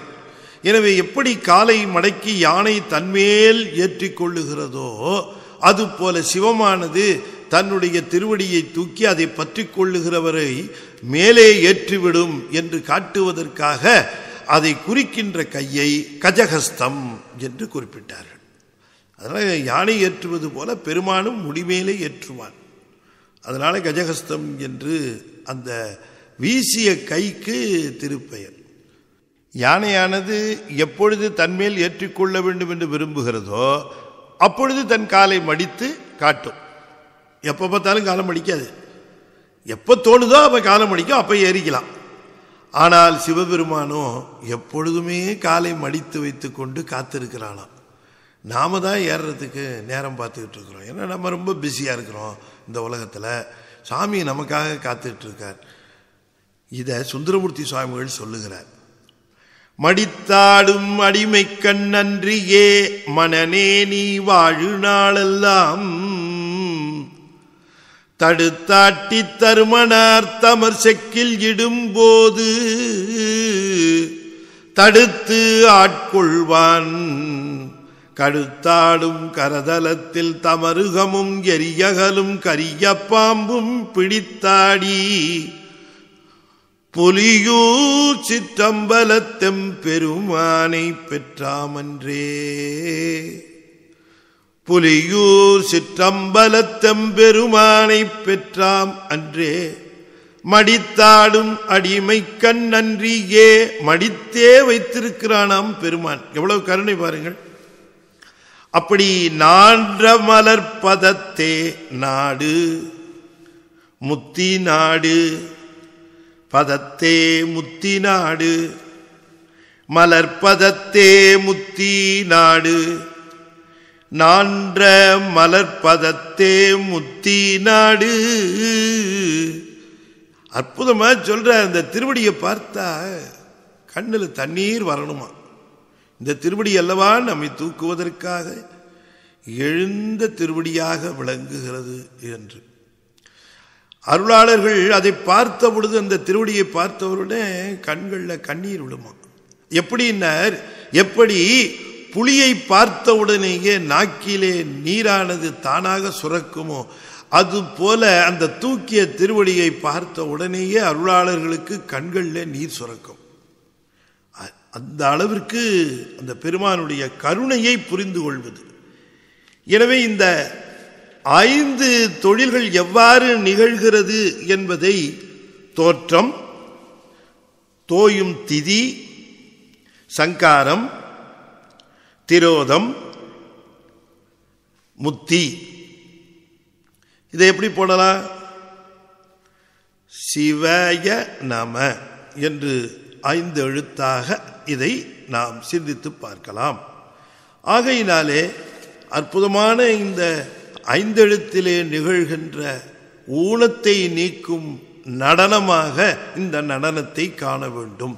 எனவே பக்குவம் வருகின்ற வரைக்கும் இந்த திருக்கூத்தை பார்க்கிற பொழுது 5 தொழில்களும் நமக்காக புரிகின்றான் பெருமான் என்று உணர்ந்து அந்த திருக்கோலத்தை பார்த்து நாம் உண்மையை உணர்தல் வேண்டும். ஞானிகள் இதே திருக்கூத்தை பார்ப்பார்கள். அப்பொழுது அவர்களுக்கு என்ன நிகழ்கிறது என்று மிக அற்புதமாக சொல்லுகின்றார். மாயை தனை உதறி வல்வினையை சுட்டு மலம் சாய அமுக்கி அருள்தான் கெடுத்து நேயத்தால் ஆனந்த வாரிதியில் ஆன்மாவைத்தான் அழுத்தல் தான் எந்தையார் பரதம் தான்.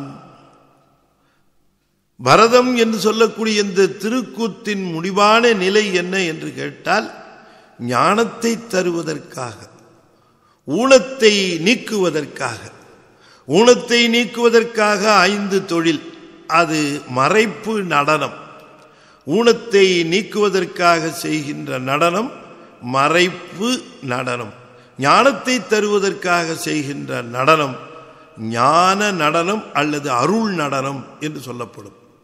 5 தொழில்களிலே படைத்தல், காத்தல், ஒடுக்குதல் 3ம் மாயையிலே நிகழும். ஆனால் மறைப்பும் அருளலும் உயிரிலே நிகழும். மறைப்பும் அருளலும் உயிரின் அறிவிலே நிகழும். அதனாலதான் திருக்கூத்து உயிரின் அறிவிலே நிகழ்வதாக சொல்லப்பெறுவது. உடம்பு வருவது, உடம்பு இருத்துவது, உடம்பை நீக்குவது, இது எல்லாமே படைத்தல், காத்தல், ஒடுக்குதல், இந்த 3ம் உடம்பின் மேலே நிகழும். உயிரை படைக்க முடியாது, உயிரை காக்க முடியாது, உயிரை அழிக்க முடியாது. அழித்தல்னா அது மாயா காரியங்களை. அதனால தான் மாயா காரியங்களை காரணத்திலே கொண்டு போய் சேர்ப்பது ஒடுக்கம்னு நாம பார்த்தோம். ஒடுக்கம்னு சொன்னா, அழித்தல்னு சொன்னா ஒடுக்கம்னா மாயா காரியங்கள், இந்த உலகத்திலே இருக்கக்கூடிய பொருளாக இருக்கட்டும் அல்லது நம்முடைய உடம்பாகத்தானே இருக்கட்டும், இந்த காரியங்களை காரணத்திலே சென்று சேர்ப்பதுக்கு ஒடுக்குன்னு பேர். அந்த ஒடுக்கம் அது 3ம் பிரபஞ்சத்திலேயோ அல்லது உடம்பிலேயோ நடக்கின்ற அந்த 3ம் எப்படி நிகழ்கின்றன என்று காட்டுவதற்காகத்தான் தோற்றம் துடியதனில் என்று காட்டினார். அது எப்படி நாதம் என்பதிலிருந்து தொடங்கி சொல்லுலகம், பொருள் உலகம் என்று 2 உலகங்களாக இந்த பிரபஞ்சம் படைக்கப்படுகின்ற நிலையை காட்டினார். ஆனால் உயிரின் அறிவிலே தெளிவை ஏற்படுத்துகின்ற ஞான நடனமாக மாயை தனை உதறி.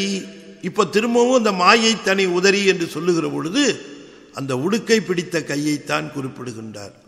உதறுதல் என்று சொன்னால் அந்த உடுக்கையை பிடித்து அடித்தல், அதான் உதறுதல் என்று பெயர். மாயை தனி உதறி என்று சொன்னால் அந்த ஒலியிலிருந்து, நாதத்திலிருந்து பிறந்த மாயா காரியங்கள் அனைத்தையும் உயிரிடமிருந்து சம்பந்தப்படுத்தாமல் நீக்கி, அதுதான் மாயாமல நீக்கம். எனவே 5 தொழில்களை செய்து கொண்டிருந்த நிலையிலே இவையெல்லாம் மாயா காரியங்கள் என்று உணர்ந்து உயிரானது தன்னின் வேறாக உடம்பை பார்த்தல், அது ரொம்ப முக்கியமான ஒரு கட்டம். அதற்கு மாயை தனை உதறி என்று குறிப்பிடுகின்றார். இப்ப மாயாமலம் போச்சா, அடுத்தது கண்ம மலம். வல்வினையை சுட்டு அதான் தீ பிடித்த கை.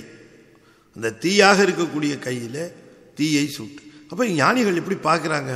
அந்த உடுக்கை பிடித்த கையை பார்த்த உடனே மாயா காரியங்கள் எல்லாம் நம்முடையதல்ல என்று தெளிவுபடுத்துவது அந்த திருக்கரம். தீ ஏந்திய திருக்கரம் நம்முடைய கண்ம பலன்களை எல்லாம் நீக்கியது. கண்மம் என்று சொன்னால் வினைகள், அது 3 விதமாக இருக்கும்.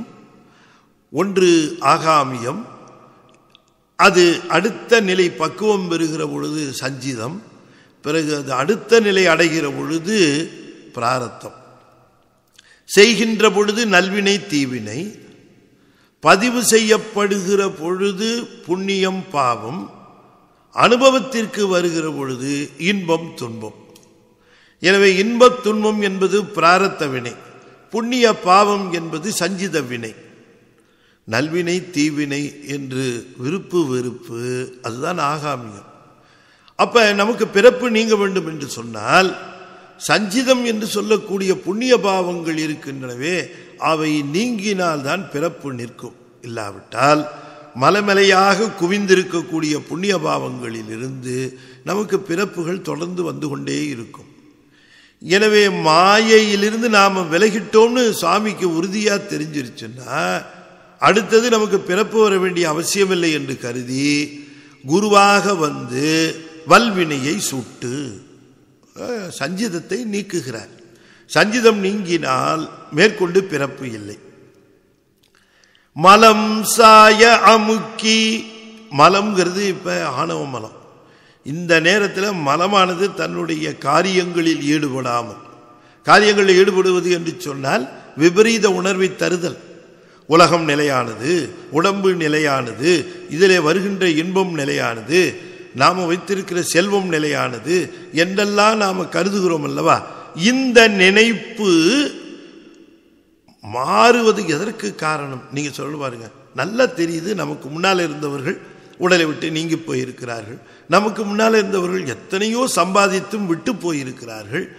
அப்ப நமக்கு நம்முடைய செல்வத்தின் மேலே நாம் என்னவோ அதை எடுத்துக்கொண்டு போய் விடுவது போலவும், அது நம்மோடு வருவது போலவுமே ஒரு இணைப்பு இருந்து கொண்டே இருக்கிறது. அதுக்கு என்ன காரணம் என்று கேட்டால் அறியாமை என்று சொல்லக்கூடிய ஆணவம் தான் அப்படி நமக்கு தூண்டுது.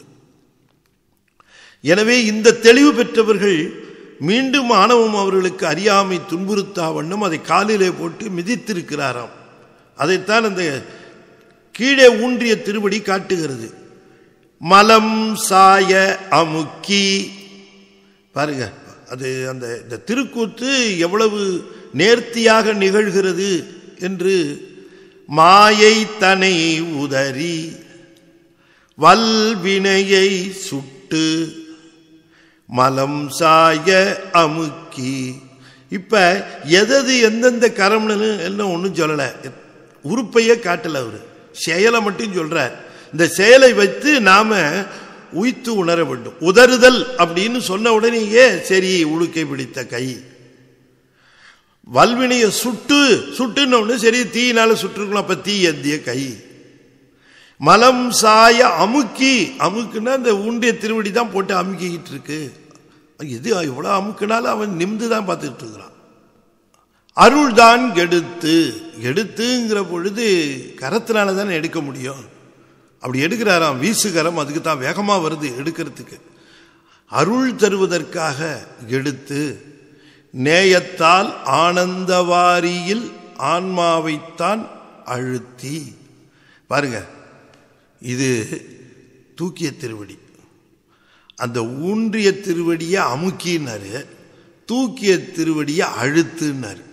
அந்த அழுத்தல் என்பது ஆனந்த வெள்ளத்திலே அழுத்துதல், அதுதான் தூக்கிய திருவடி. அந்த 2 திருவடியும் பார்க்கிற பொழுது ஒரு திருவடியில அந்த ஆணவ மலத்தினுடைய செயலை அடக்கி ஆன்மாவை அந்த ஆனந்த வெள்ளத்திலே அழுத்துகின்றார். அப்படி அவருடைய ஆட்சியில்தான் இந்த ஆணவ மலமானது நம்மை துன்புறுத்தாமல் ஒடுங்கி இருக்கும். நீங்க அவருடைய திருவடியை பற்றி கொண்டு இருக்கிற வரைக்கும் இந்த ஆணவ மலம் நம்ம கிட்ட எடுபடாது. ஆணவ மலத்தை அழிக்க முடியாது. அதனால தான் அந்த சூரபத்மன் என்னவானான்? அழிந்துபடாமல் மயிலும் சேவலுமாக ஆனார். அவர்கிட்டயே அடங்கி இருக்கிறான். அப்படியே அதுதான் முருக தத்துவத்திலையும் அது காட்டப்பெறுகிறது. சிவபெருமானுடைய தத்துவத்திலையும் காலின் கீழே ஆணவ மலம் செயல்பட முடியாமல் ஒடுங்கி இருக்கிறது. இதுதான் எந்தையார் பரதம். எம்பெருமான் செய்யக்கூடிய திருநடனம் என்பது இந்த பரதத்தை தான் என்று அற்புதமாக குறிப்பிடுகின்றார். இனி ஒருபடி மேலே போய் இந்த மும்மலமும் நீங்கியவர்கள் இந்த திருக்கூத்தை காண்கின்றார்கள். அவர்களுக்கு இது எப்படி இருக்கிறது என்று ரொம்ப அழகாக சொல்லுகிறார். மோனந்த மாமுனிவர் மும்மலத்தை மோசித்து தானந்தமான இடத்தே தங்கியிடும் ஆனந்தம் உண்டு அருந்தி நின்று ஆடல் காணும் அருள் மூர்த்தியாக கொண்ட திரு அம்பலத்தான் கூத்து. மோனம் என்பது ஞானத்தினுடைய வரம்பு. ஞானி தொடக்க நிலையிலே ஞானம் பெற முயற்சித்தும் ஞானத்தை பெற்றுக்கொண்டும் வருவான். அந்த ஞானமானது முற்று பெறுகிற பொழுது அவனுக்கு பெயர் மோனின்னு பேர். ஞானம் மோனம் என்று இரண்டு சொல்லுக்கும் நம்முடைய சைவ சித்தாந்தத்திலே பொருள் தெளிவு இருக்கிறது. மோனம் என்பது ஞான வரம்பு. மோனந்த ஞான முனிவர் அல்லது மோனந்த மாமுனிவர். இந்த மாமுனிவர் என்கிறவர்கள் ஞானத்திலே நிறைவு பெற்ற மோனிகள். அதனாலதான் அந்த மோனிகள் என்பவர் மௌனம், சும்மா இருக்கின்றவர்கள். சும்மா இரு சொல்லற என்றார் அல்லவா. அவர்கள் மும்மலத்தை மோசித்து மூன்று மலங்களையும் நீக்கி தான் அந்தமான இடத்தே, தான் எங்கே அந்தமானும் முடிவானமோ பெருமானுடைய திருவடியிலே அந்த இடத்திலே தங்கியிடும், தூக்கிய திருவடியிலே தங்கியிடும். அங்கே இருந்து என்ன செய்யுமா? ஆனந்தம் உண்டு அருந்தி நின்று ஆடல் காணும். அந்த திருவிளையாடலை, அந்த திருக்கூத்தை, அந்த அற்புதத்தை, அந்த அருள்மூர்த்தியாக கொண்ட அந்த கூத்தை, திரு அம்பலத்தான் கூத்தை எப்படி காணுமா? ஆனந்தம் உண்டு அருந்தி நின்று காணுமா.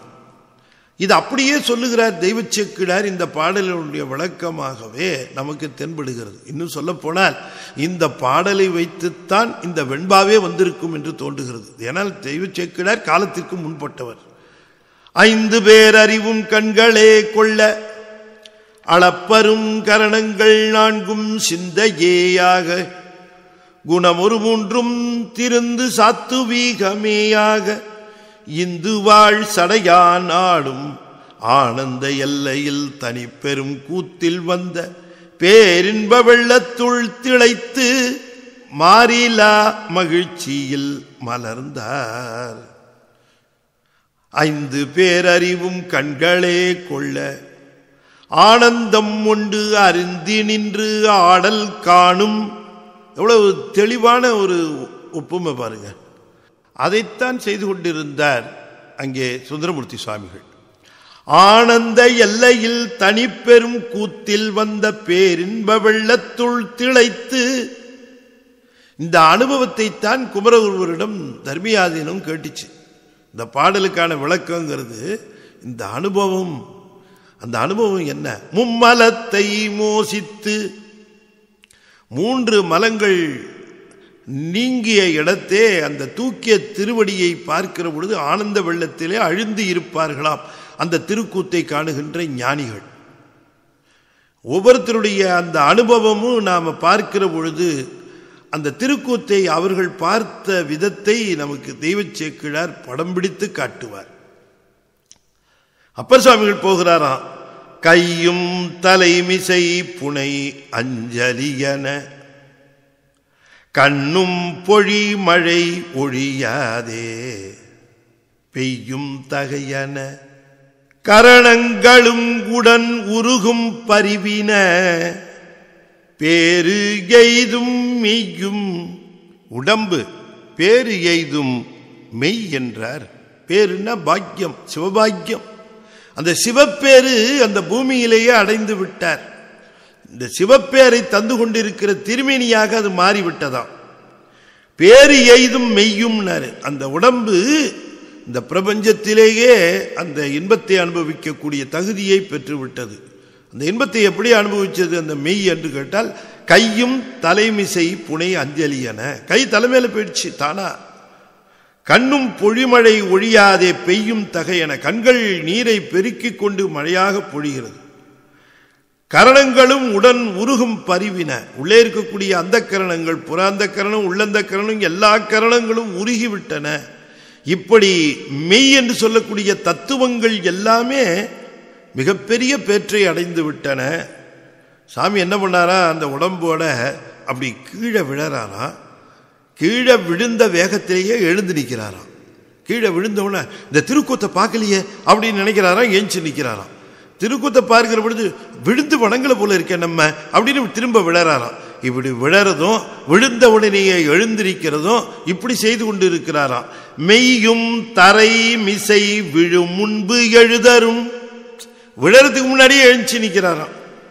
மின்தாழ் சடையோடு நின்றாடும் ஐயன் திருநடம் எதிர்கும்பிடும் அவர் ஆர்வம் பெருகுதல் அளவின்றால்.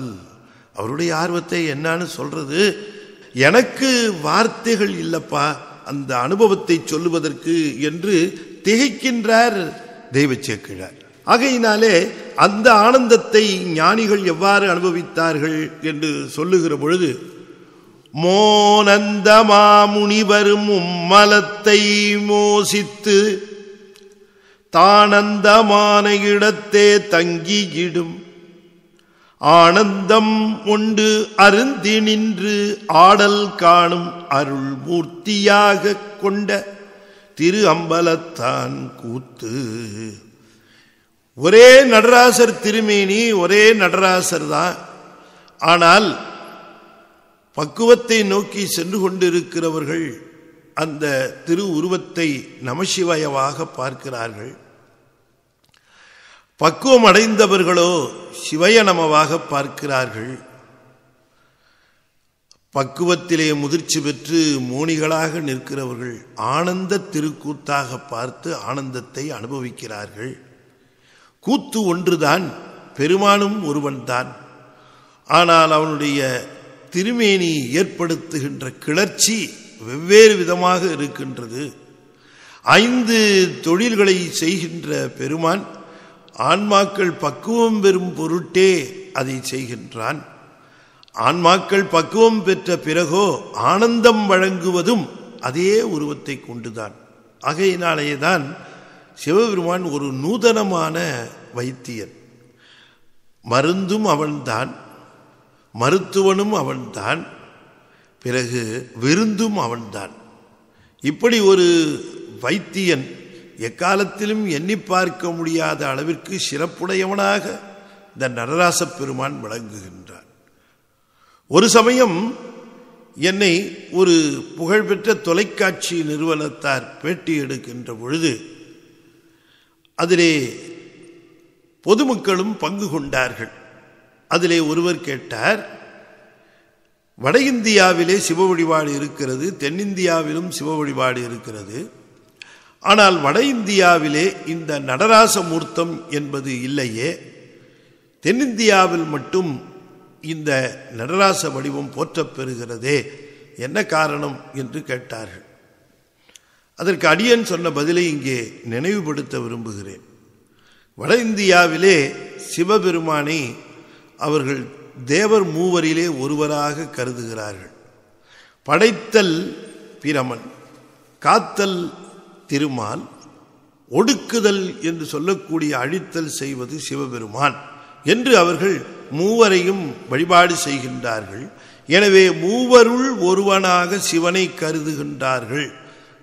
ஆனால் தென்னிந்தியாவிலோ சிவனை மூவருள் ஒருவனாக கருதாது 5 தொழில்களையும் செய்கின்ற தலைவனாக சிவனை கருதுகிறார்கள்.